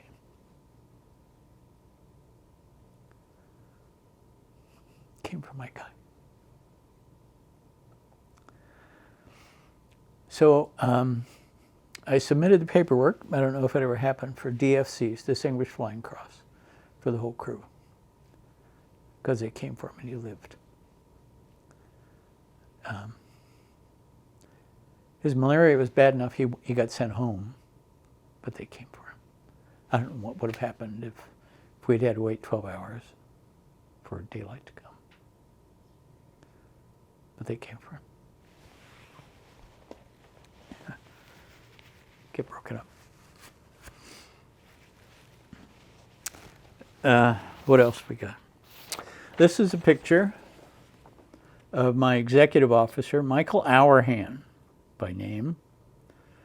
And he was my executive officer. He was the guy who took care of all of the details. He took care of administration, supply, the motor pool, everything. And he was going home. And this picture is a little going away souvenir we had created. The red and white swallowtail pennant is of the cavalry.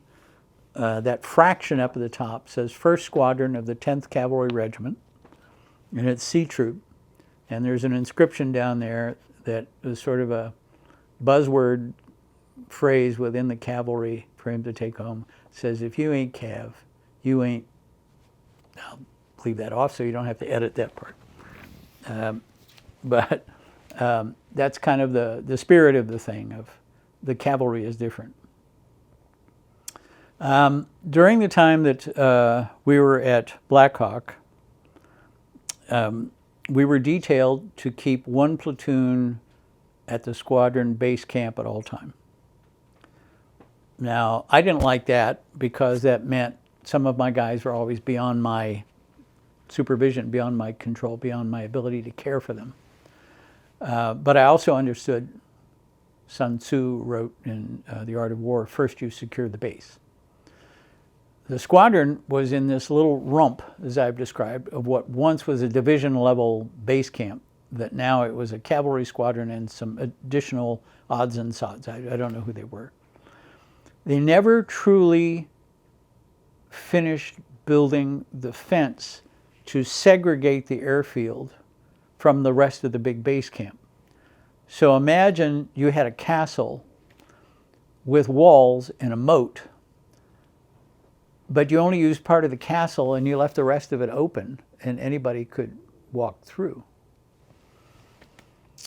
Well, one of my platoons was back at the base, and the way they, I'll say justified it, was, okay, so this platoon is back here, and the reason they are here is so we can do maintenance on the vehicles. And the procedure was you came back and you took everything out of the vehicles. Those machine guns on top, you got to check those into the arms room. Those M16 rifles, you got to check those into the arms room because we don't want no armed people. It's not like Chicago, you know, where everybody has a gun. Everything's out. Now, you can sleep in the vehicles, but you have no weapons.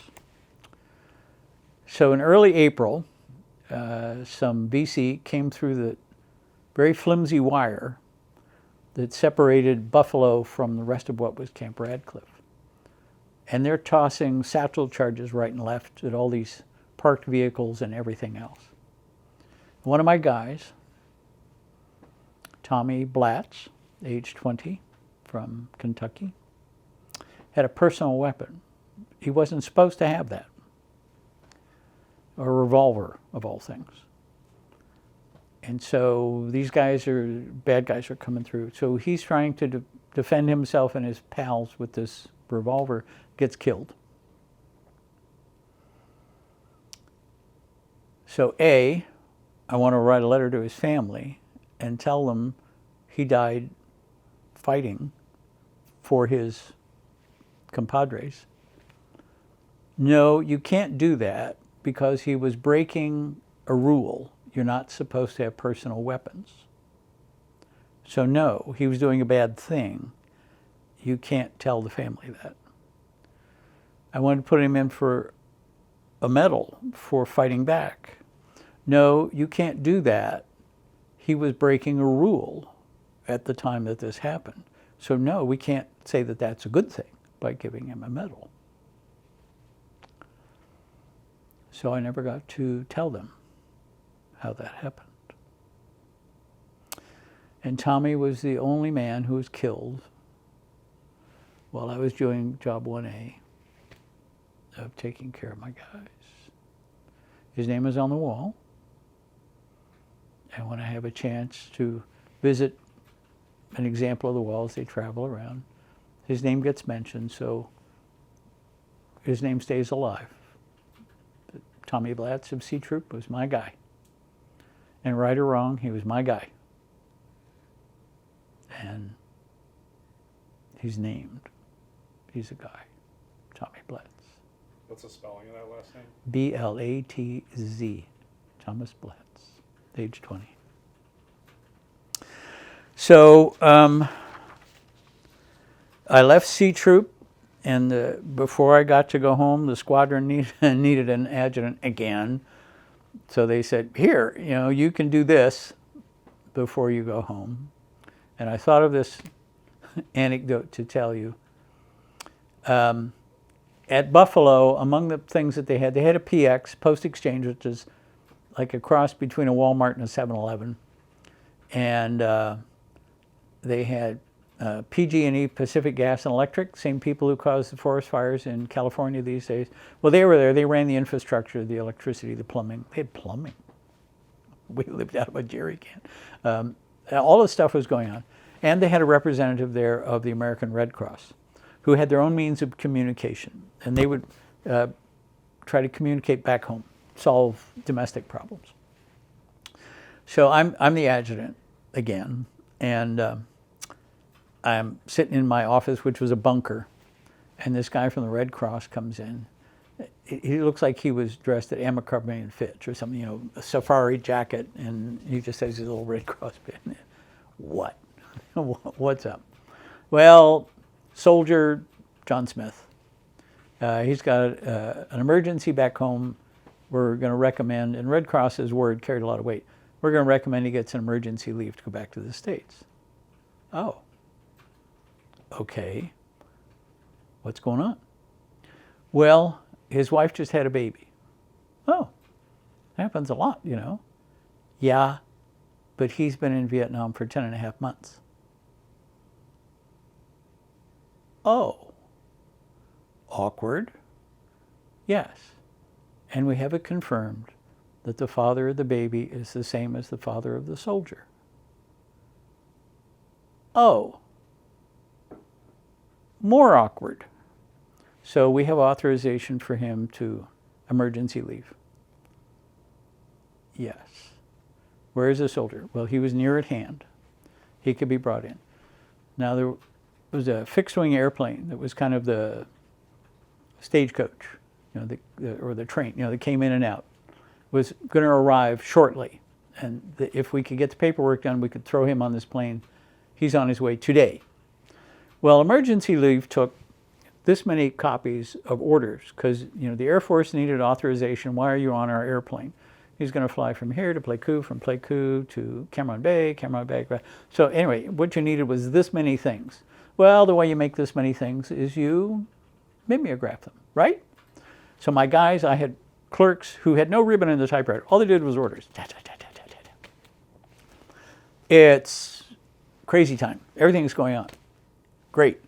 So, okay, we're cutting orders. Now, all right, right. Has somebody got him? Has somebody? Has he checked in his weapon? All that kind of logistical stuff. You can hear the C-130. He's going to come into land shortly.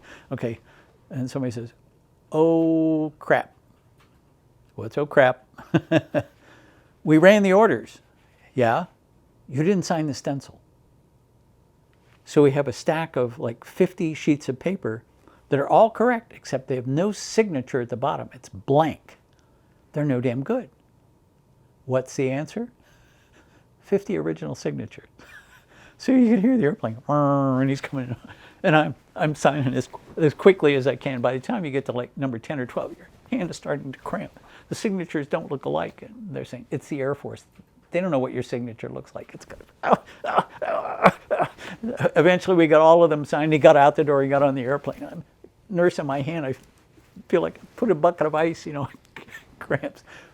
Fun story on me. The good news was he got on his way. I don't know the outcome of the story stateside, but he got to go. He got to go. That's something else. One question I had about the APCs you guys rode around in, since those were aluminum, those had no up armor capabilities whatsoever, right? We did not. I understand that since then, as an example, the Israelis will put extra stuff on the outside. You don't have much success. We didn't have much success hanging stuff on the outside against RPGs. I did not see any of our guys, but I have seen photographs of examples where people would take sections of PSP, that stands for pierced steel planking. It's the erector set stuff that people would make airfields out of.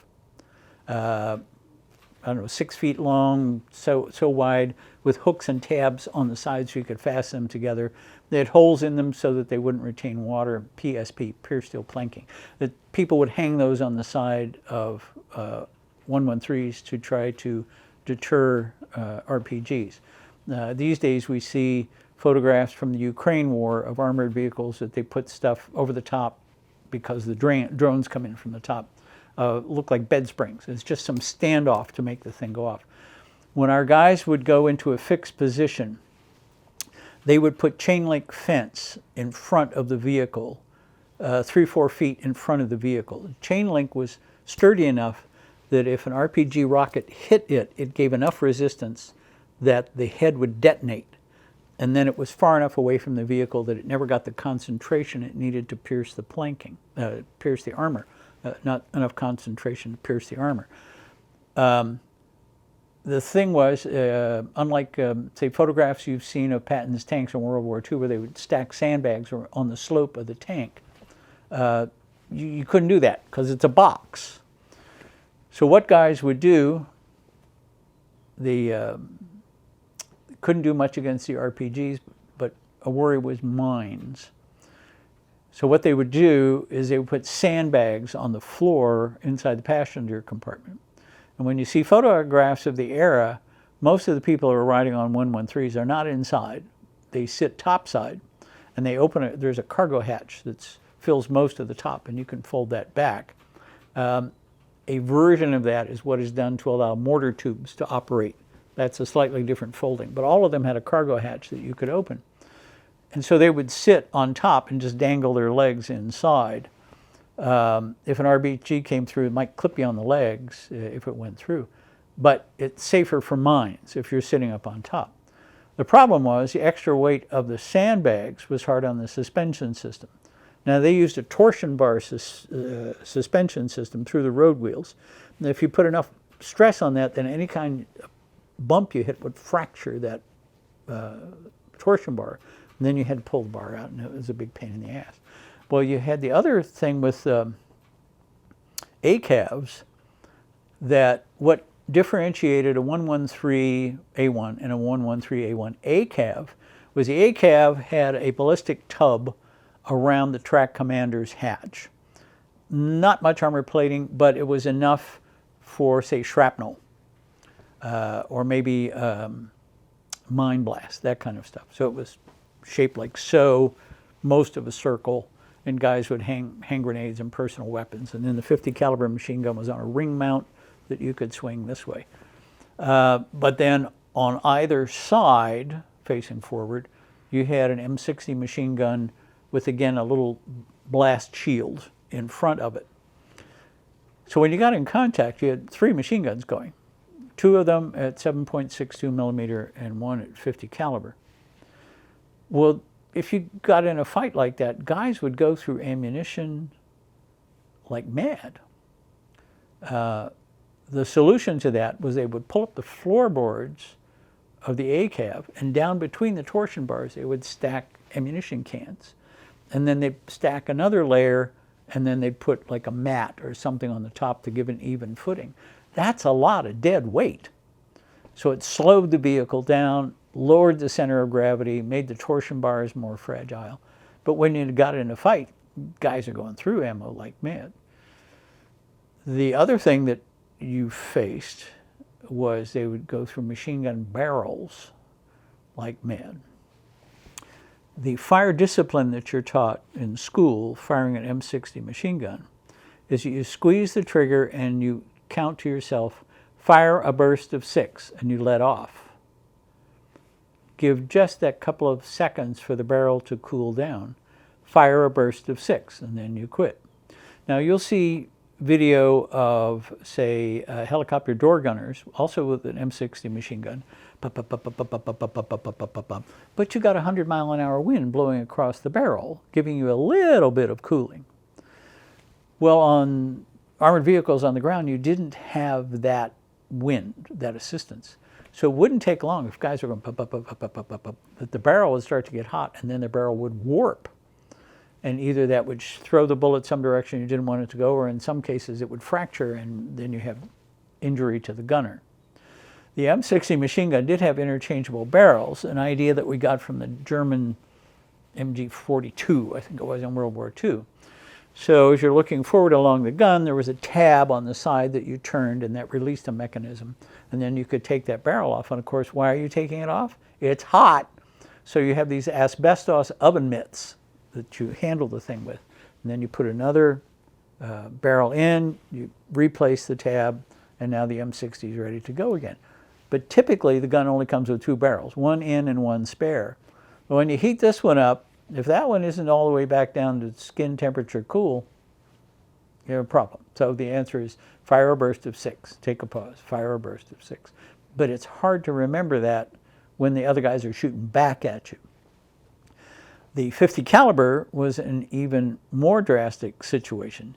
Now the one that we had was the M2 heavy barrel, which is the barrel itself is like this thick around the aperture, big, massive thing.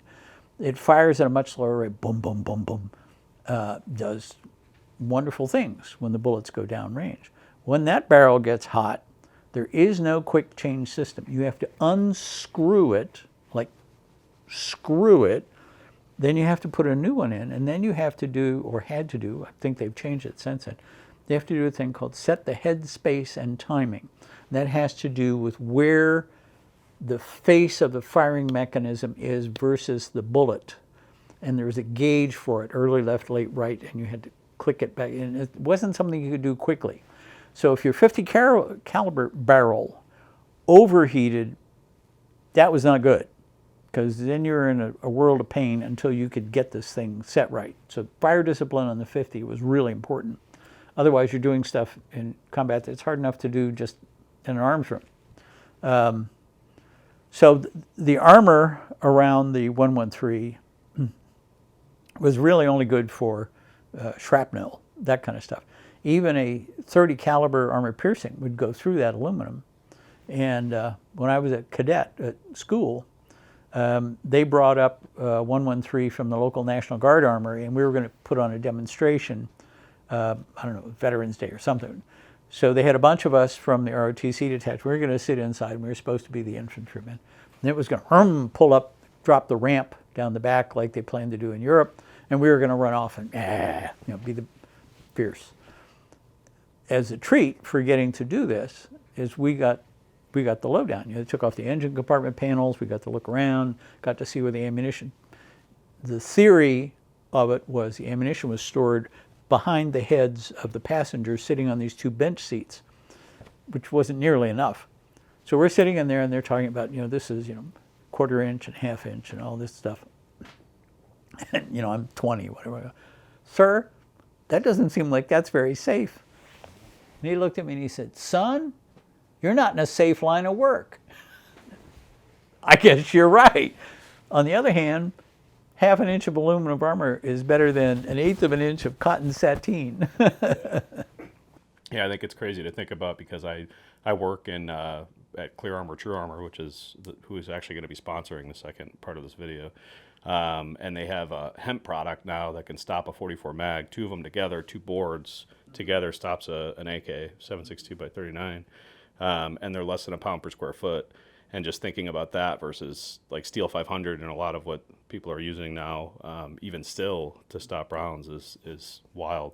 So just knowing how much weight that adds is something to think about. So obviously that didn't do anything to stop rounds coming through the vehicle. They're gonna pass right through. The M48s, pardon me, were much better armored, big thick armor, especially in front, because they were designed, the armor plating was designed for tank-on-tank combat.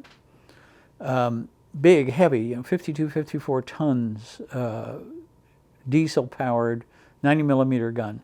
It was fearsome in action when there was finally a target for them to shoot at, because you had the heat round, high explosive anti-tank, which used the same shape charge concept like the Daisy Cutter, like the RPG.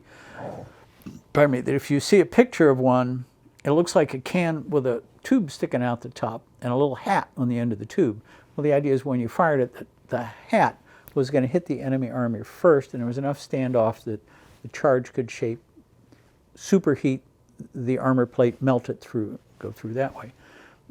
It also fired a high explosive round, which was good if you had like bunkers, that sort of thing you needed to blow up. It fired a canister round. If you see a picture of it, it looks like a tank round with a juice can stuck on the top. And that can was very much like the Civil War. It's just full of ball bearings. So when you fired it, it came apart and, oh, bad news. And then the other one that was newer to the Vietnam War was a thing called Beehive. And Beehive had thousands of little things about that long, shaped very much like an arrow. And the Cobra helicopter fired rockets that had the flechettes in it. The nickname for it was nails, because you could, if you fired that anti-personnel, you'd find pieces of clothing stuck to trees with these things through them. And with the Beehive round, you could set the distance from the muzzle that you wanted it to go off.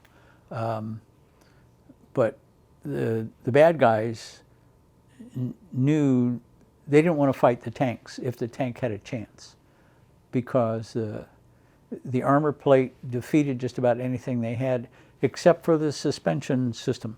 Mines would disable an M48, and then it's out of action for weeks.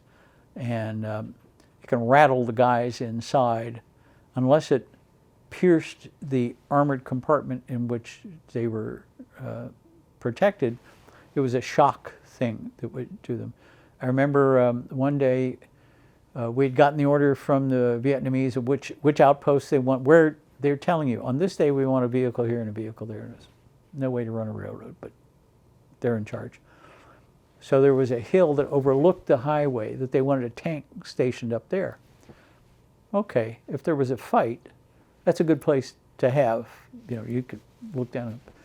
And it was at the end of the day, and they were coming down off the hill. Well, the bad guys had a mine apparatus that worked on a ratchet system. So if you ran over it, instead of detonating the mine, it ratcheted one time. So you could drive down the same road maybe 5 times before it got to the one where it's going to set off the mine. So it developed, oh, we drove up there this morning. We can drive back that way this evening. And so this particular tank of mine was coming in off the hill, and they had a guy riding up on the fender helping the driver know where he's going to steer. And I remember watching. It was like in slow motion. Hit this mine, and that guy who was sitting on the fender was right over the road wheel that hit the mine. And he was like a gymnast. He went over a couple flips and landed in the dirt, and he got up. And it was, I'm sure he was rattled, but it wasn't like he was maimed or anything. It was like, oh God, I'm glad I have now that tank to absorb the energy. But there it was, up on the hill with the track off, broken road wheel. Even the big ones can be slowed down that way. Wow.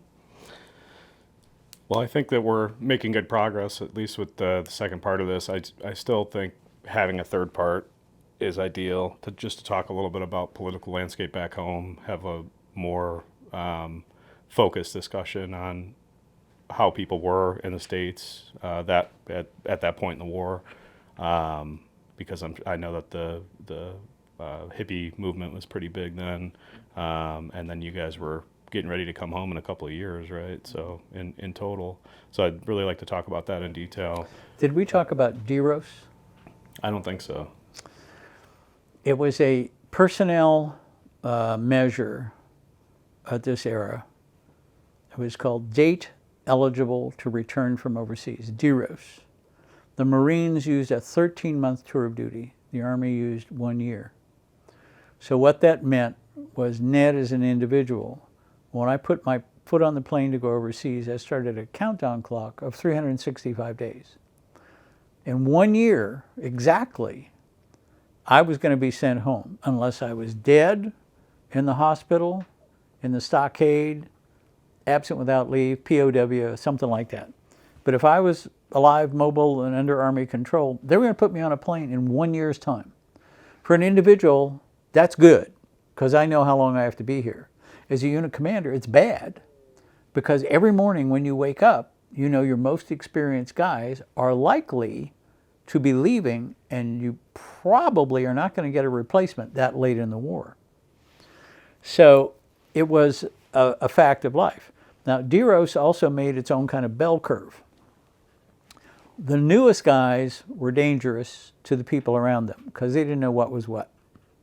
You might have come from a school, you might have even had a prior service, but if you didn't know what was going on right here, right now, you're half a guy. Somebody needs to hold you by the elbow. And if you're a rookie guy, like the guys I trained at Fort Jackson, Private E2, E3, coming right out of basic training, never been anywhere, never done anything, you are almost a handicap, except for how much weight can you carry on your back for the good of the group.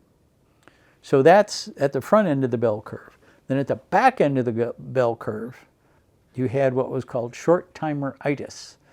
Some of the photographs you might have seen of the war, you see guys marking on their helmet, marking down, until they get to go home. And there was a whole series of jibes that people who knew they were leaving soon would use to tease their equals who were not yet.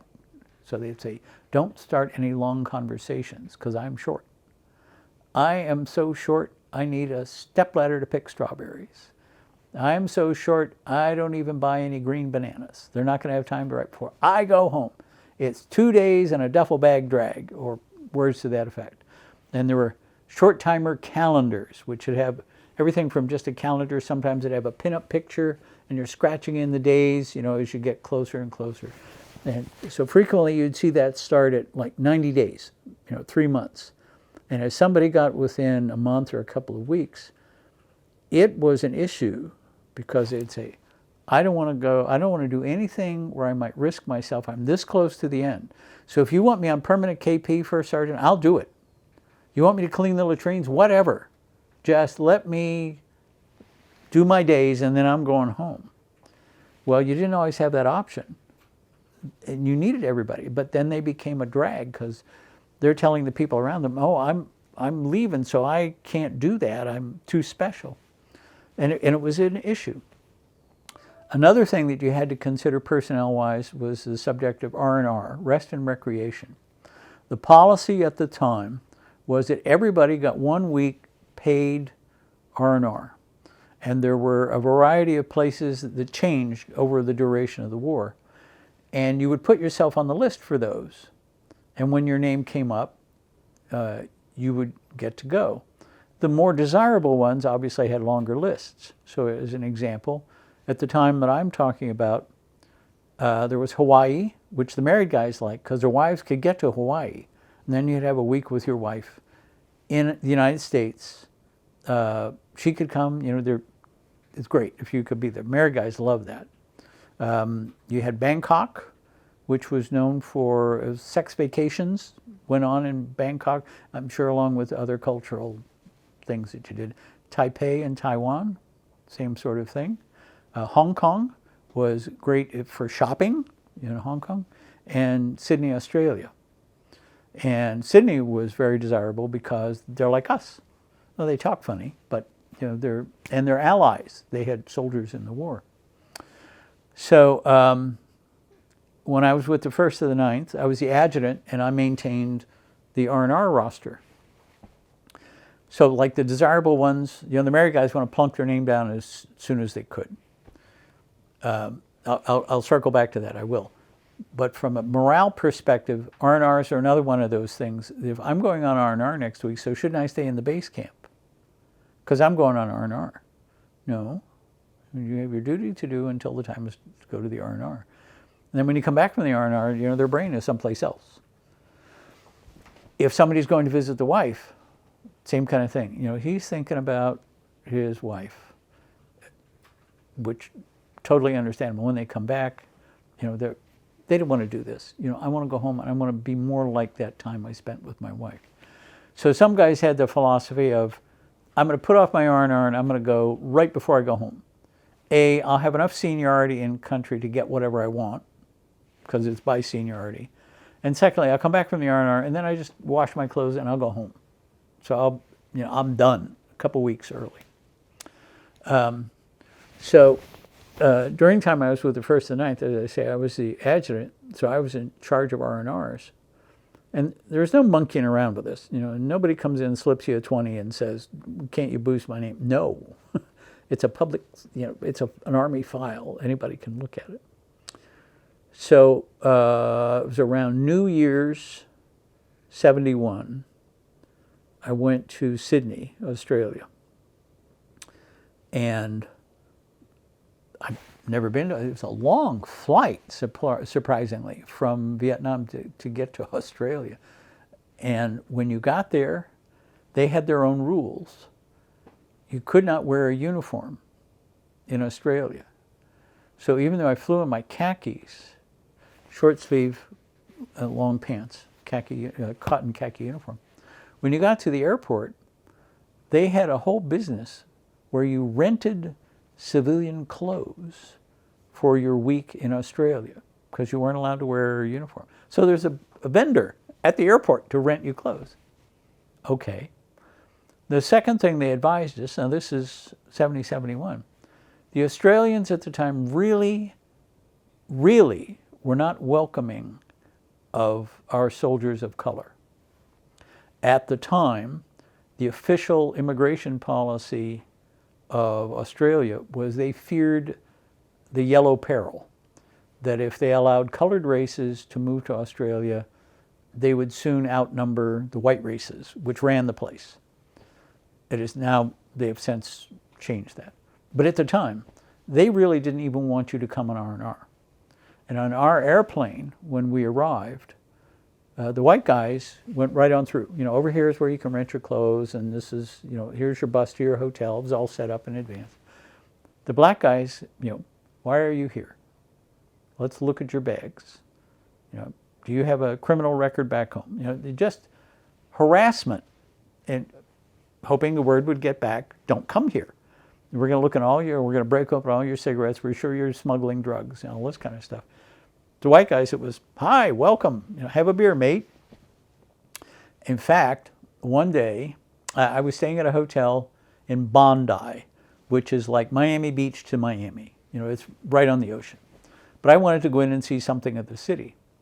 So the hotel, you know, there's a cab stand right outside. And I had been advised at the time, Australia was very big on what they call matesmanship. That is to say, everybody's equal. Everybody's mate. Crocodile Dundee did a great deal for that in the 90s, but this was the 70s. So I had been told one of the ways to get a good ride on a taxi is you sit up front with the driver, and then they're going to be more likely to help you whatever you're doing. So I wanted to go into Sydney. So I get in the cab, get up front. He's over there. You know, they're driving on that side. So I'm sitting over here. I said, do you know some place in Sydney where I can get a drink? He said, you're a Yank, aren't you? Well, duh. Yes. You're here R&R? Yes. I know just the place.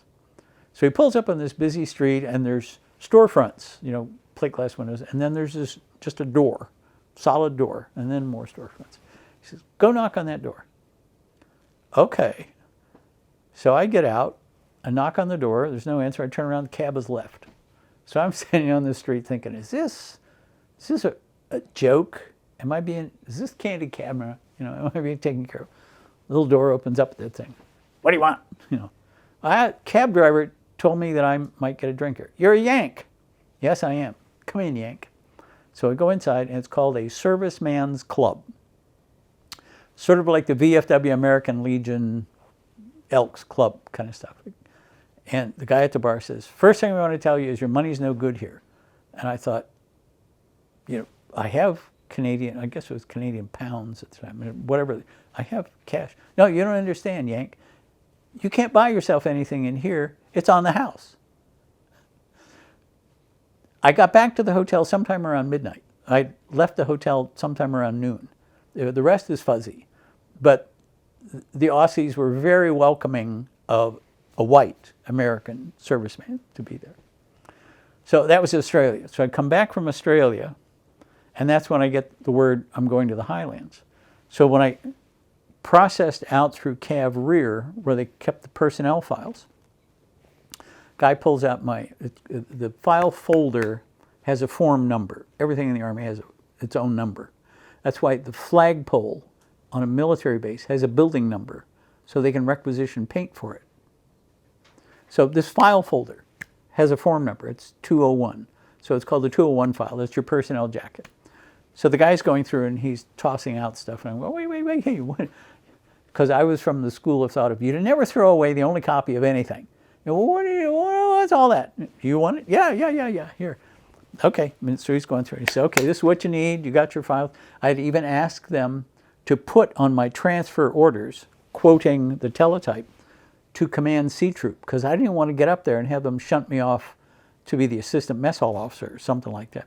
That's right. All of that's in the file. Here's your file. You get to go. So I get up to the new unit, and I'm in processing, and I go to the adjutant's office. Here's my file. Okay, I need to update that, list you as commanding officer, Troop C, and so forth. And he says, where do you want to go on R&R? Excuse me? Where do you want to go on R&R? Where do you want to put you on the list? I've already been on R&R. What do you mean? Well, I just got back from Sydney. He says, it's not in your personnel file. Because that was a temporary order. And all temporary orders get thrown out when you change. I told you in a prior visit about being a postal officer, right? That was on the temporary side of the file. It's gone. C-Day officer. That's temporary order. It's gone. Only your permanent stuff travels from place to place. My orders to go to Australia were on the temporary side of the file. They're gone. So according to the Army, I hadn't gone on R&R. And I said, but I've got my international shot record here. It's got a stamp from Australia. I can't make that out. Okay. I'll play by the rules. Whatever. So they put me on the list. So I did the bell curve thing. It was the week before I was due to go home. I went to Hong Kong. They said I hadn't had R&R. Who am I to doubt the system? And while I was on R&R in Hong Kong, I ran into a guy that I had known in the Air Cav. He was on his way home to him. We made arrangements to be roommates at Fort Hood. We both knew we were going on to Fort Hood, now Fort Cavos in Texas. Cavos. So got to go to Hong Kong, have some uniforms tailor-made, and a closing tale to finish the arc of that. I had been advised when I was at university, your dress uniform, that is to say your blues, which in those days was not an everyday uniform. It was a formal uniform for special events. The advice was, get that made of very lightweight cloth, tropical weight cloth, because where you're usually going to wear it is like in an officer's club with a couple thousand other people. It gets hot because of people, crowding around. So get it made of a lightweight fabric. Okay, generally speaking, that's good advice. Well, while I was in Hong Kong, I had gotten the name of a military tailor that they could do stuff for relatively cheap. Labor was very cheap there. So I was going to get the mess jacket, the little short jockey coat. And in those days, it indicated rank by a trefoil swirl on the sleeve that you counted the rings, almost like a tree, and that's how you knew somebody's rank. So by the time you were a colonel, you had a big swath of these things. You could barely bend your arm for all of the stuff that went up on the side. So I'd been advised, if you're going to Hong Kong, that's a good place to get that. So you could also get suits, shirts, shoes, custom made. It was great. One of the things I got that the tailor finished at the last minute, so it missed the shipment. He mailed everything else home. Was a formal shirt. So it had a pleated front, like so, and then the rest of the shirt was thin, like cheesecloth, for wear in a hot place. And then they had French cuffs, big, heavy, starchable. This was heavy, starchable, good, sturdy collar, and all the rest is very fragile fabric. So I get back from R&R. I've got a couple days in country to check out. I come back to where my bunk was, and the laundry lady comes to me. Oh, Daiwi, so sorry, Daiwi. What?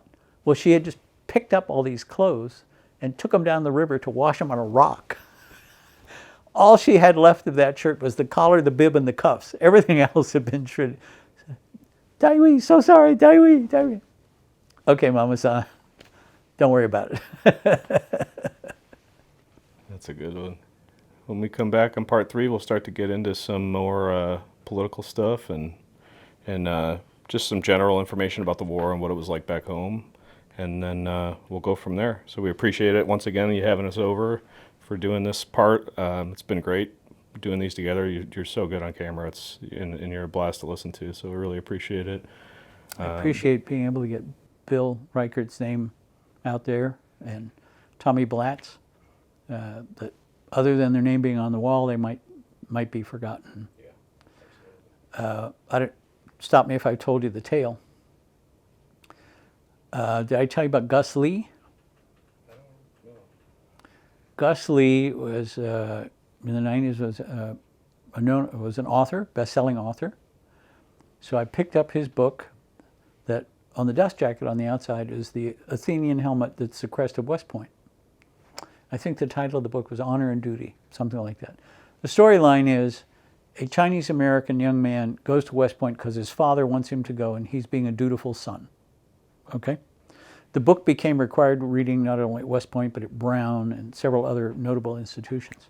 So I picked this thing up and I'm reading it, and in the foreword it says, in the voice of the character, I just came back from the day room playing pool with Bill Reichert.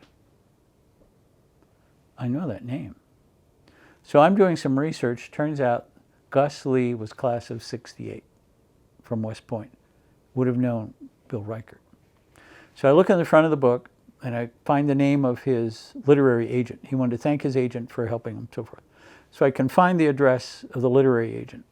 And I write to the literary agent with an open envelope inside. And I said, I'm trying to reach Gus Lee. The letter I'm writing to him is inside. You can read it and see if it's appropriate. If it is, I've already put a stamp on it. Would you address it to him and send it? And what it said in essence is, I think we're talking about the same Bill Reichert. This is a guy who influenced my life. So nothing happens. Time goes by, maybe a year, maybe more. My phone rings. I'm at work. Pick it up.